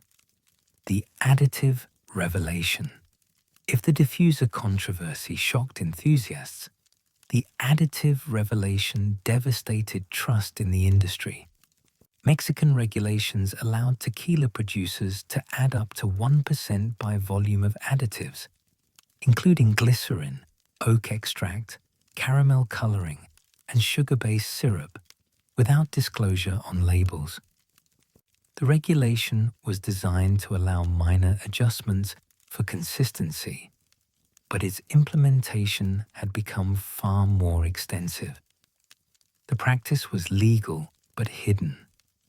Brands could market themselves as 100% agave while containing these additives, technically accurate since the additives themselves weren't agave, but also fundamentally misleading. Consumers paying premium prices for aged tequilas discovered that the smooth, sweet profile they attributed to years in oak barrels might actually result from added glycerin and caramel coloring. The rich amber hue of an añejo might be artificially darkened rather than naturally acquired. When this information reached the enthusiast community around 2015, the response was explosive. If the industry had been transparent, if bottles listed additives the way food labels disclosed ingredients, consumers could have made informed choices. But the secrecy felt like betrayal. Brands had cultivated relationships with consumers based on implied purity, on the romance of traditional production, while quietly employing chemistry to achieve desired flavor profiles and appearances. Some producers defended the practice as standard across the spirits industry. After all, rum, whiskey, and vodka production involved various additives and finishing techniques. But tequila had marketed itself differently, positioning authenticity and tradition as core values. The revelation of widespread additive use undermined those claims, revealing them as marketing constructs rather than production realities. The backlash catalyzed a transparency movement that would reshape the industry. Producers who had never used additives began prominently advertising that fact. Additive-free became a selling point, appearing on bottles and marketing materials. Third-party verification emerged, with organizations like Tequila Matchmaker maintaining lists of confirmed additive-free brands based on distillery confirmations and laboratory analysis. Technology empowers consumers. The craft movement's success depended on information technology that simply hadn't existed in previous eras. Tequila Matchmaker, launched in 2012 by entrepreneur Grover Sanchagrin and tequila expert Scarlett Sanchagrin, became the movement's essential tool. The app allowed users to scan bottle barcodes and instantly access detailed information: NOM numbers, production methods, user ratings, flavor profiles, price comparisons. More importantly, Tequila Matchmaker crowdsourced expertise. Thousands of users submitted ratings and tasting notes, creating a database that far exceeded what any individual could compile. The app's rating system became influential, with highly rated brands seeing sales increases while poorly rated products struggled regardless of marketing budgets. For the first time, consumer opinion, informed consumer opinion, could challenge brand narratives backed by millions in advertising. Other digital platforms amplified the movement. Reddit's tequila community grew into a sophisticated forum where enthusiasts shared knowledge debated production methods and called out misleading marketing. Blogs like Long Island Lou Tequila and TMM's own extensive articles provided deep dive analyses of distilleries, brands, and industry practices. YouTube channels offered distillery tours and tasting comparisons. Instagram accounts documented agave cultivation and traditional production methods. This democratization of knowledge fundamentally altered power dynamics in the industry. Brands could no longer rely solely on packaging, celebrity endorsements, and aspirational marketing. Informed consumers demanded substance. They wanted to know which distillery produced the tequila, what production methods were used, whether additives were present, how the agave was sourced. Companies that provided transparency were celebrated. Those that remained opaque faced suspicion. The rise of traditional producers. As enthusiasm for authentic production methods grew, small batch distilleries that had maintained traditional practices found themselves elevated to cult status. Fortaleza, produced at Los Abuelos Distillery using methods virtually unchanged since the 1800s, became the movement's standard-bearer. Their production process represented everything enthusiasts valued: estate-grown agave, brick oven cooking, tahona crushing, wooden fermentation vats, copper pot stills, no additives. Fortaleza tequila didn't look polished. The bottles were simple, the labels straightforward. The liquid sometimes showed particles that premium brands filtered away. But it tasted exceptional, complex, layered, distinctly of cooked agave. Word spread through enthusiast communities, and Fortaleza became nearly impossible to find as demand far exceeded their limited production capacity. The brand's success proved that craft authenticity could compete with multinational marketing budgets. Other traditional producers gained recognition. G4 and Pasote, both from the same family distillery, NOM 1579, emphasized traditional production and terroir expression. Siembra Valles and Cascajuin maintained decades-old techniques. Tequila Ocho pioneered the concept of single estate, vintage-dated tequila, treating the spirit like fine wine and educating consumers about terroir's importance. These brands charged premium prices, not because of elaborate packaging or celebrity involvement, but because of production quality and philosophical commitment. The movement also rehabilitated older brands that had been overshadowed during the previous decade's celebrity and corporate boom. El Tesoro, produced by La Alteña Distillery since 1937, found renewed appreciation.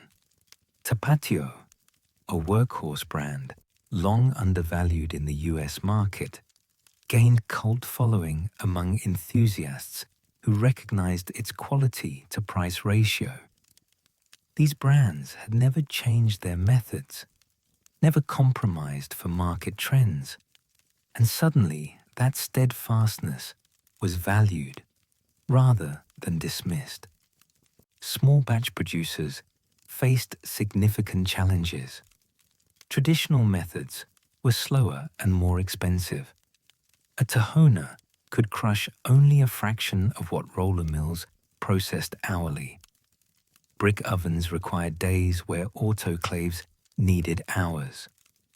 Natural fermentation was unpredictable compared to cultivated yeast strains. These inefficiencies limited production volume and increased costs, making it difficult to compete on price with industrial producers. or to scale production when demand exceeded supply. But for the craft movement, these limitations were features, not bugs. Scarcity increased desirability. Higher prices signaled quality. The inefficiencies of traditional production were precisely what made it valuable, preserving techniques that might otherwise disappear under pressure to industrialize. The tequila industry that exists in 2024 bears little resemblance to what existed even a decade earlier. Production has reached unprecedented volumes, with exports exceeding 300 million liters annually. Tequila is consumed in over 120 countries.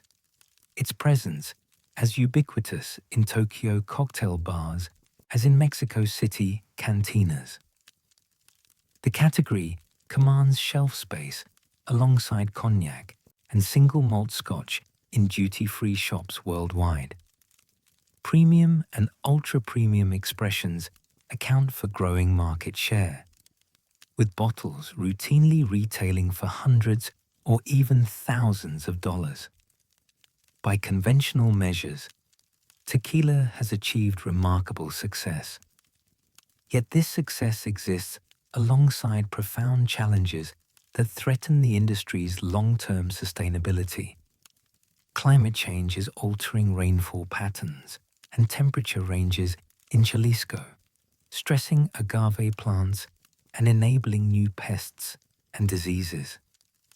Water scarcity threatens both agriculture and distillation in regions where aquifers are already overdrawn. The skilled workforce that has harvested agave for generations is aging, and younger people increasingly reject agricultural labor for opportunities elsewhere.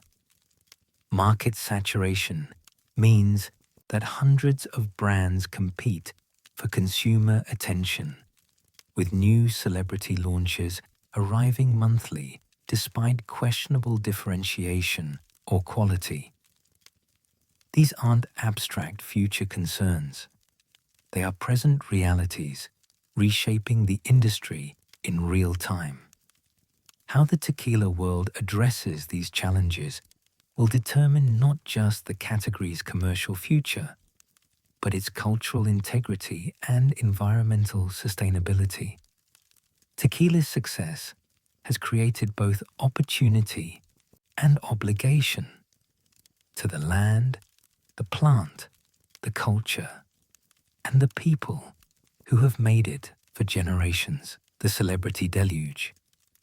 If the previous decade saw celebrity tequila brands emerge as a trend, the period from 2018 to 2024 transformed that trend into an avalanche. Dwayne "The Rock" Johnson launched Terramana in 2020, achieving distribution and sales volumes that would have taken traditional brands decades to build. By 2023, Terramana was selling over 600,000 cases annually, becoming one of the fastest-growing spirits brands in history. Kendall Jenner's 818 Tequila followed in 2021, immediately generating controversy over cultural appropriation accusations, but also achieving rapid commercial success, backed by her massive social media following. The list became almost comical in its length and breadth.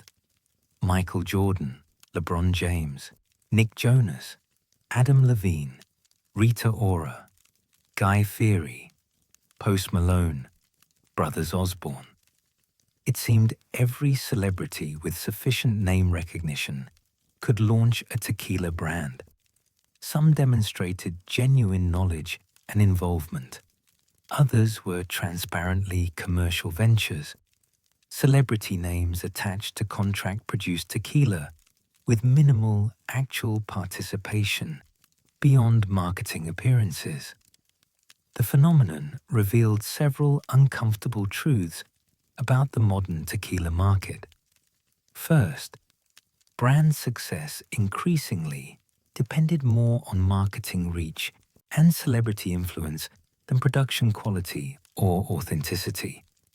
A mediocre tequila, backed by an A-list celebrity, could achieve distribution and sales that excellent craft brands struggled to obtain. Second, the contract production model meant that dozens of celebrity brands might come from the same handful of distilleries, with differentiation limited to minor recipe adjustments and packaging choices. Third, the profits flowed overwhelmingly to celebrity owners and corporate partners, rather than to Mexican producers, workers, or communities. Not all celebrity brands were cynical exercises. Some, like Casamigos, before its acquisition, represented genuine passion projects by people who developed real knowledge about tequila. Others partnered meaningfully with Mexican producers, invested in communities, and approached their brands as long-term commitments rather than quick cash grabs. But the sheer volume of celebrity launches, often with minimal differentiation and questionable quality, diluted the category and made it increasingly difficult for consumers to distinguish between serious projects and mercenary branding exercises. Market saturation became inevitable. Retail shelf space was finite. Bars and restaurants could stock only so many tequila brands. Distributors became selective, requiring substantial marketing commitments or celebrity firepower to take on new products. Small craft producers found themselves squeezed out by celebrity brands that might be inferior in quality but superior in marketing resources. The craft movement's hard-won gains in building consumer sophistication seemed threatened by a return to marketing-driven consumption, where famous faces mattered more than production methods or authenticity. Environmental crisis, climate, and water. While celebrity brands competed for market share, a more existential threat was unfolding in the agave fields of Jalisco. Climate change wasn't a distant future concern, but a present reality, altering the fundamental conditions under which agave had been cultivated for centuries. Temperature increases, shifting rainfall patterns, more frequent extreme weather events, and changing pest and disease pressures were forcing the industry to confront uncomfortable questions about long-term viability. Agave tequilana Weber, blue agave, evolved over millennia to thrive in specific conditions. Volcanic soils, moderate temperatures, defined wet and dry seasons. Climate change was disrupting all of these.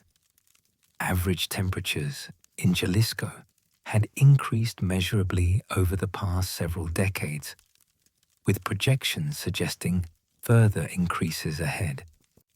Rainfall had become less predictable, with both droughts and extreme precipitation events increasing in frequency. These changes stressed agave plants, making them more vulnerable to pests and diseases, while potentially altering the chemical composition that gives tequila its characteristic flavors. The agave weevil, historically a manageable pest, was proliferating in warmer conditions, attacking plants and introducing bacterial infections that could destroy entire fields. New fungal diseases were appearing or expanding their range as temperature and moisture patterns changed. Farmers responded with increased pesticide and fungicide applications. But this approach was both economically and environmentally unsustainable. contaminating soil and water while driving up production costs. Water scarcity posed an even more immediate threat. Tequila production is water-intensive, requiring approximately 7 liters of water to produce 1 liter of tequila. Agave cultivation itself, while drought-tolerant compared to many crops, still required irrigation in many regions, especially during establishment.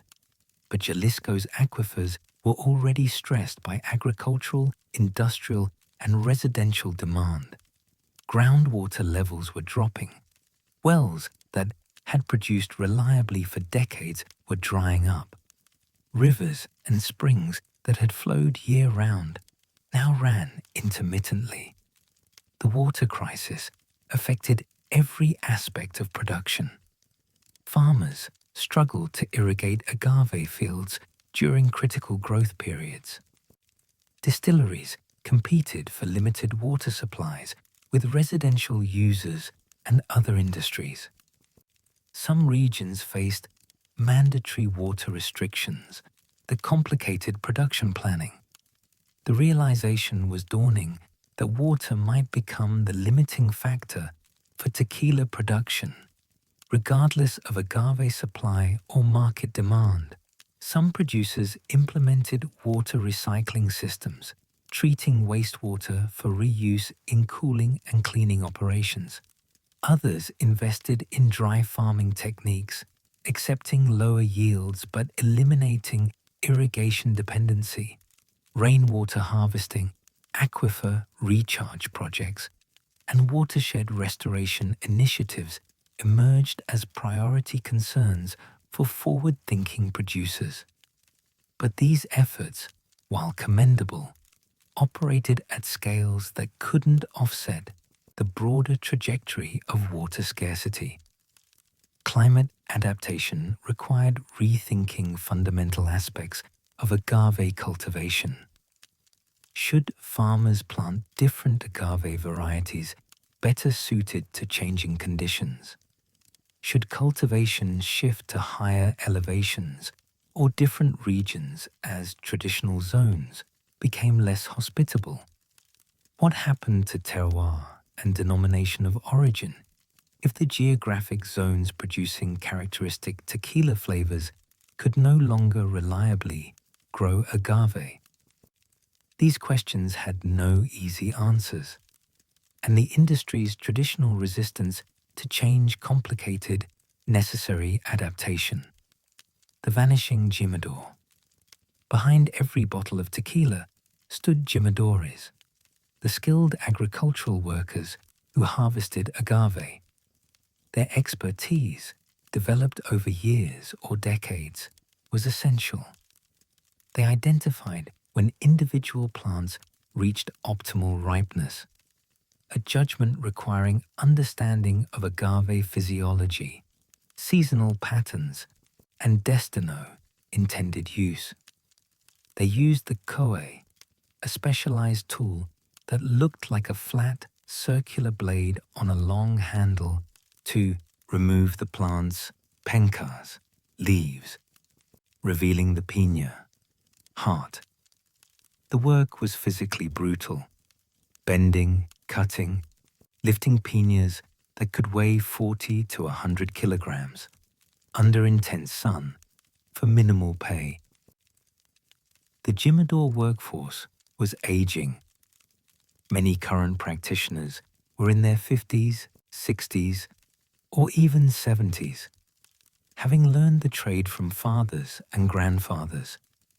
But younger generations increasingly rejected agricultural labor, seeking opportunities in service industries, manufacturing, or migration to the United States.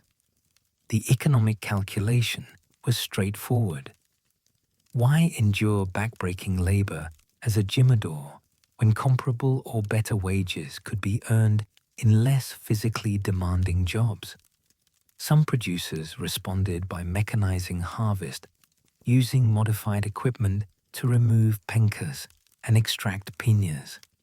But mechanization was controversial. seen by traditionalists as compromising quality and eliminating skilled jobs.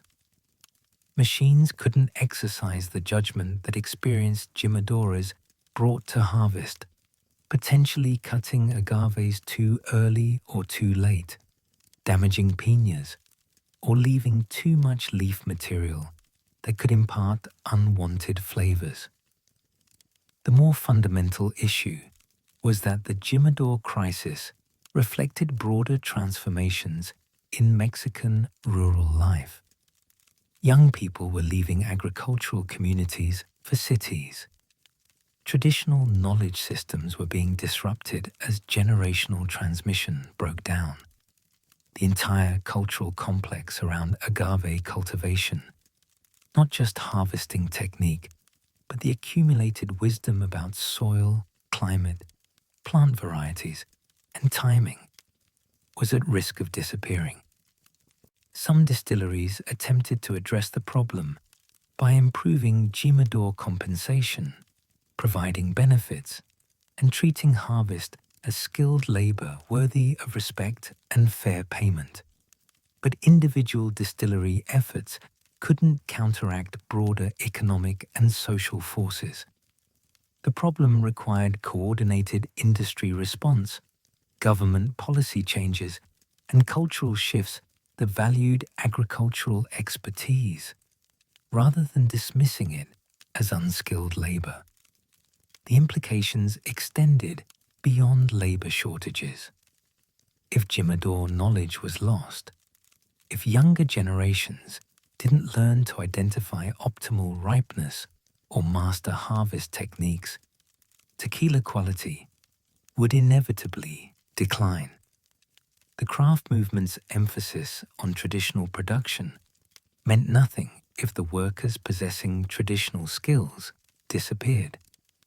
Sustainability initiatives addressing environmental concerns were incomplete without addressing the human dimension, ensuring that people actually wanted to do the work tequila required. Sustainability and certification. Mounting environmental and social challenges drove increased emphasis on sustainability, though definitions varied widely and greenwashing remained rampant. Some producers genuinely committed to comprehensive sustainability, regenerative agriculture, rebuilding soil health, water conservation and recycling, renewable energy powering distilleries, fair labor practices, and community investment.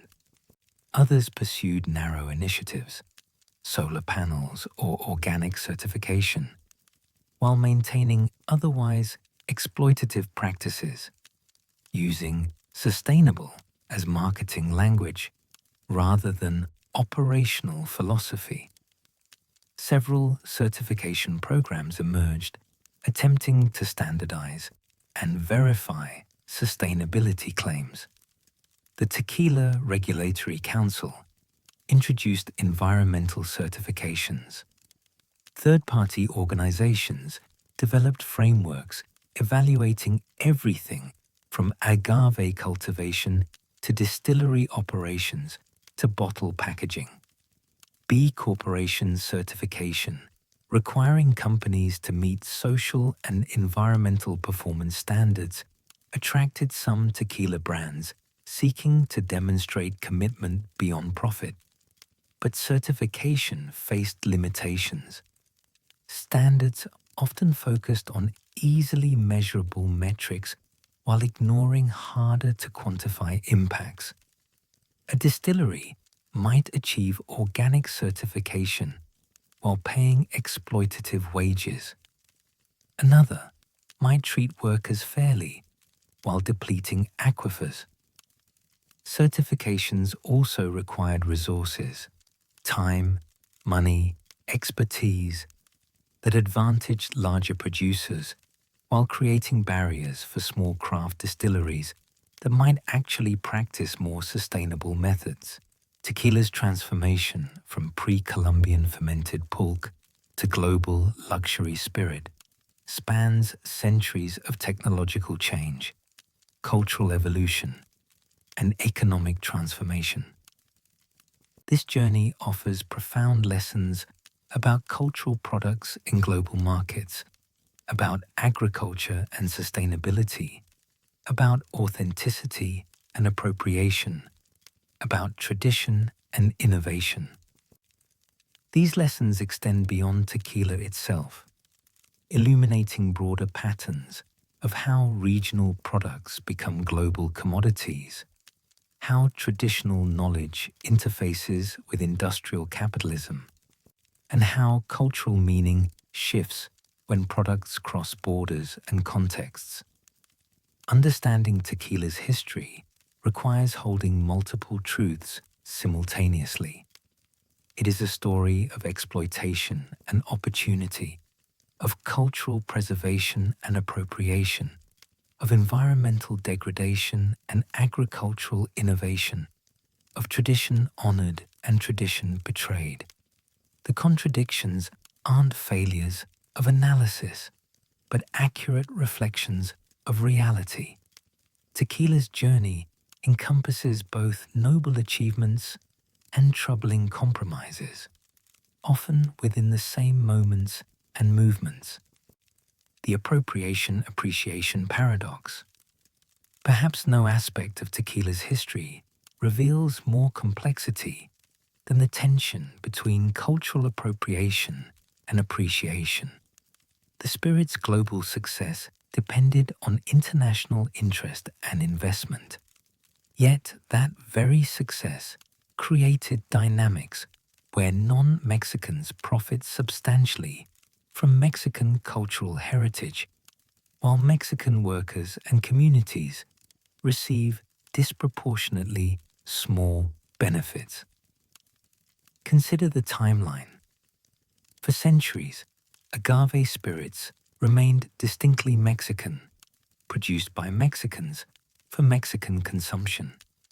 International interest initially took exploitative forms. Americans seeking cheap liquor during Prohibition, Hollywood perpetuating stereotypes. But gradually, genuine appreciation developed. Foreign enthusiasts learned about production methods, visited distilleries, studied terroir. Some established respectful partnerships with Mexican producers, investing capital and expertise while acknowledging Mexican ownership of cultural knowledge. Yet even well-intentioned involvement raises questions. When George Clooney sells Casamigos to Diageo for up to $1 billion, while the Jimadores who harvested the agave earn subsistence wages, is that appreciation or extraction? When Kendall Jenner launches 818 Tequila, facing immediate criticism for appropriating Mexican culture without meaningful Mexican partnership, does the resulting visibility for tequila overall balance the problematic optics? The lesson isn't that international involvement is inherently wrong, or that only Mexicans should produce tequila. Rather, it's that power dynamics and profit distribution matter profoundly. Appreciation requires reciprocity, not just consuming or profiting from cultural products, but supporting the people and communities that created them. It requires acknowledging origins honestly, compensating labor fairly, and sharing decision-making authority, rather than extracting value while maintaining control. Tequila's denomination of origin represents one mechanism for protecting cultural products, ensuring that only spirits produced in specific Mexican regions using prescribed methods can be labeled tequila. But denomination of origin protects geography and process, not people or culture.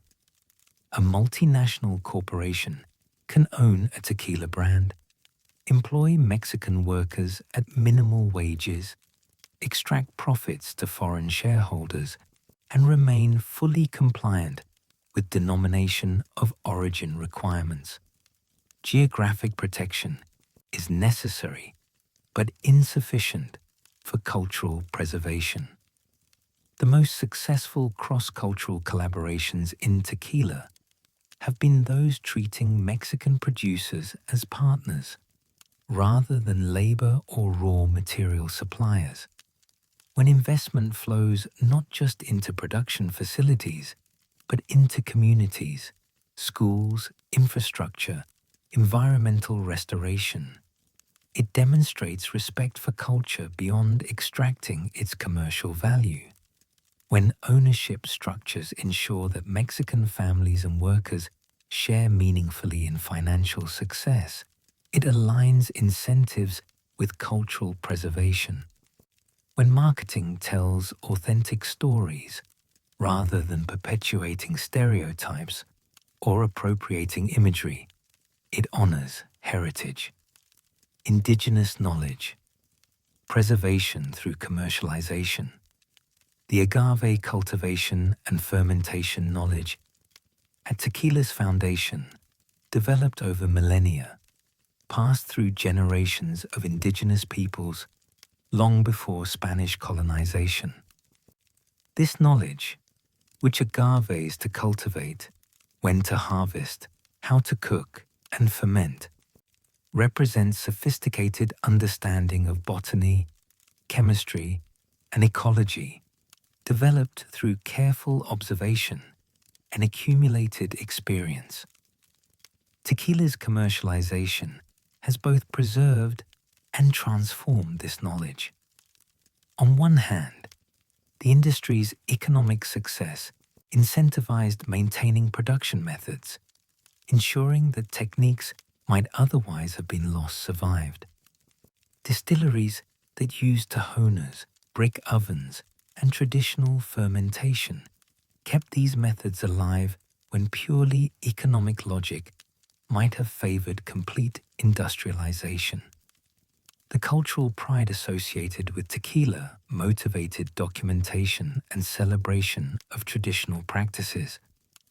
On the other hand, commercialization separated knowledge from its cultural context.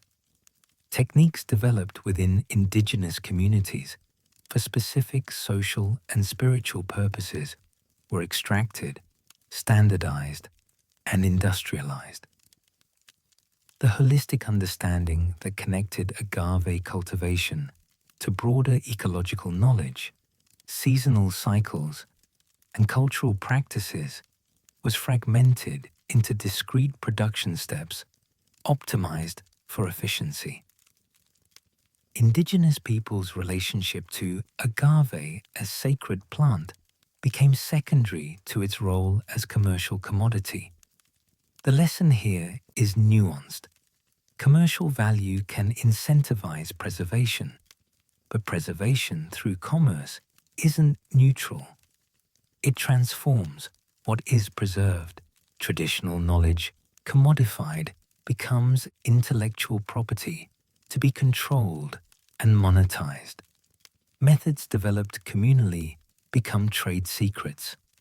Cultural practices become marketing narratives. This doesn't make commercialization entirely negative, but it demands acknowledging what is lost alongside what is maintained. Some producers have attempted to honor indigenous heritage meaningfully rather than simply exploiting it. Partnering with indigenous communities, ensuring they benefit economically from traditional knowledge, supporting cultural programs beyond immediate commercial interests. These approaches recognize that knowledge has origins and that those origins deserve respect and reciprocity. But such efforts remain exceptional rather than standard practice. Terroir, geography, and the meaning of place. Tequila's journey demonstrates both the importance and limitations of geographic protection for cultural products. The denomination of origin, established in 1974 and refined subsequently, recognized that tequila's character emerged from specific places: the volcanic soils of Jalisco, the climate patterns of Los Altos, and the Tequila Valley. The traditional knowledge developed in these regions over centuries. This geographic protection succeeded in preventing tequila from becoming a generic term for any agave spirit, as had happened with products like champagne in some markets. It ensured that tequila remained tied to Mexican production, generating economic benefits and cultural pride.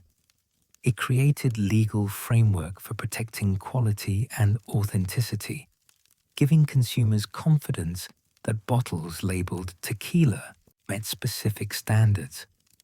But denomination of origin also revealed limitations. Geographic boundaries are somewhat arbitrary. Excellent agave grows in regions excluded from tequila production, while some included areas are marginal. The regulations focused on location and basic process, while allowing substantial variation in methods and quality within those parameters. A diffuser-produced mixto and a traditionally crafted 100% agave tequila both qualify as tequila, despite radical differences in production and quality. More fundamentally, geographic protection couldn't prevent industrialization or ensure sustainability. The regulations said where tequila must be made, but not how intensively agriculture could be practiced, how much water could be consumed, or whether workers must be fairly compensated. Protecting place matters, but protecting place requires addressing the ecological and social systems that make place meaningful, not just drawing boundaries on maps. The emerging appreciation for terroir within tequila, the recognition that highland and lowland regions produce distinctly different profiles, that specific estates yield characteristic flavors, represents sophisticated understanding borrowed from wine culture. This terroir consciousness elevates tequila while creating market incentives for producers to maintain regional distinctiveness rather than homogenizing flavor profiles. But terroir is fragile. Climate change, intensive agriculture, and aquifer depletion can destroy the specific conditions that create characteristic flavors. Protecting terroir requires protecting ecosystems, not just trademarking geographic names. Agricultural monoculture and its consequences. Tequila's explosive growth turned agave cultivation from diversified traditional agriculture into industrial monoculture, offering clear lessons about sustainability, or its absence. For centuries, agave grew interspersed with other crops, harvested selectively as plants matured, cultivated using methods that maintained soil health and biodiversity. Traditional farmers understood agave as part of broader ecological systems, not isolated crop to be maximized. Industrial tequila production transformed this relationship. Monoculture agave fields stretched across thousands of hectares, eliminating biodiversity.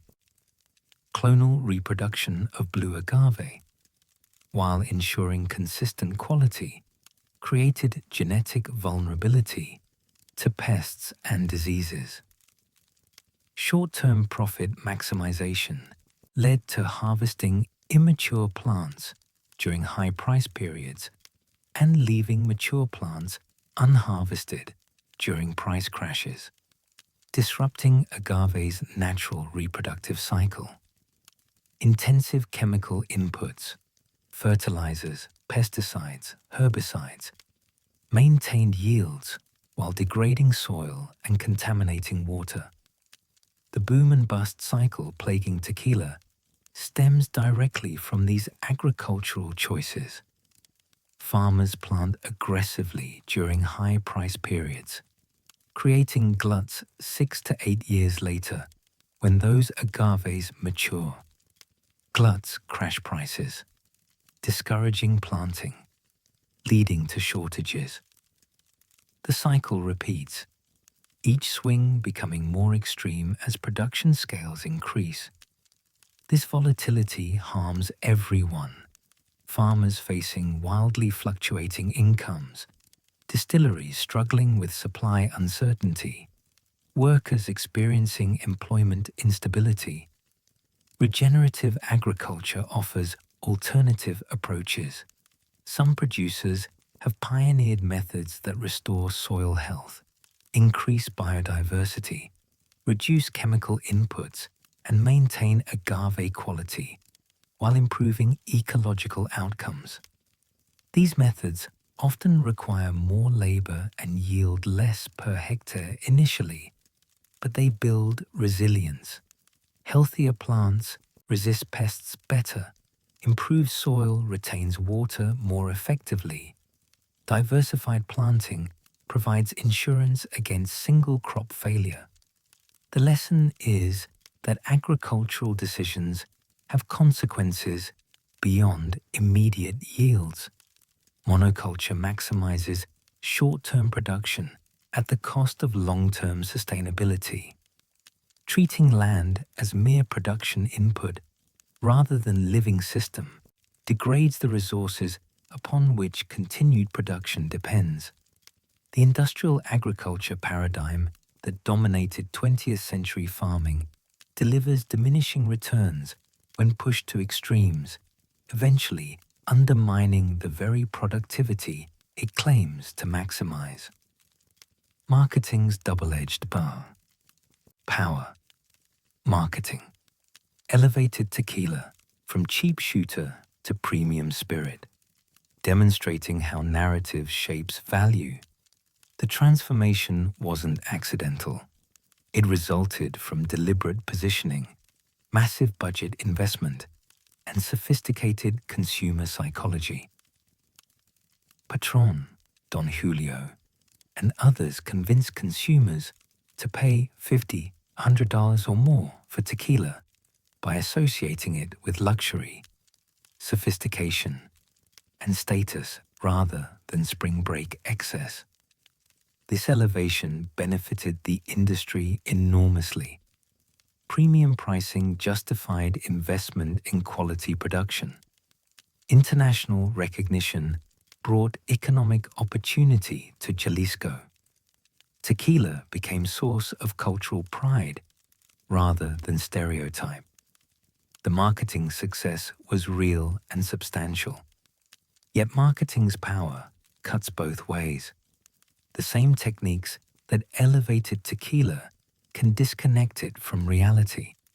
When marketing emphasizes heritage while production uses diffusers, tradition while employing industrial methods, craft while manufacturing at massive scale, the gap between narrative and reality becomes problematic. Marketing creates expectations that production may not fulfill, undermining trust when contradictions emerge. Celebrity marketing exemplifies these tensions. Celebrity involvement brought unprecedented visibility, introducing tequila to audiences who might never have tried it otherwise. But celebrity marketing often prioritized fame over substance, creating brands distinguished by packaging and endorsements rather than production quality. It reinforced consumption as status performance rather than appreciation of craft, valuing who drinks tequila over how tequila is made. The lesson isn't that marketing is inherently deceptive or that elevation through narrative is wrong. Rather, it's that marketing carries responsibility. Narratives should align with reality. Claims of tradition should reflect actual practice. Emphasis on heritage should be accompanied by fair treatment of people maintaining that heritage. Marketing's power to shape perception creates obligation to wield that power honestly.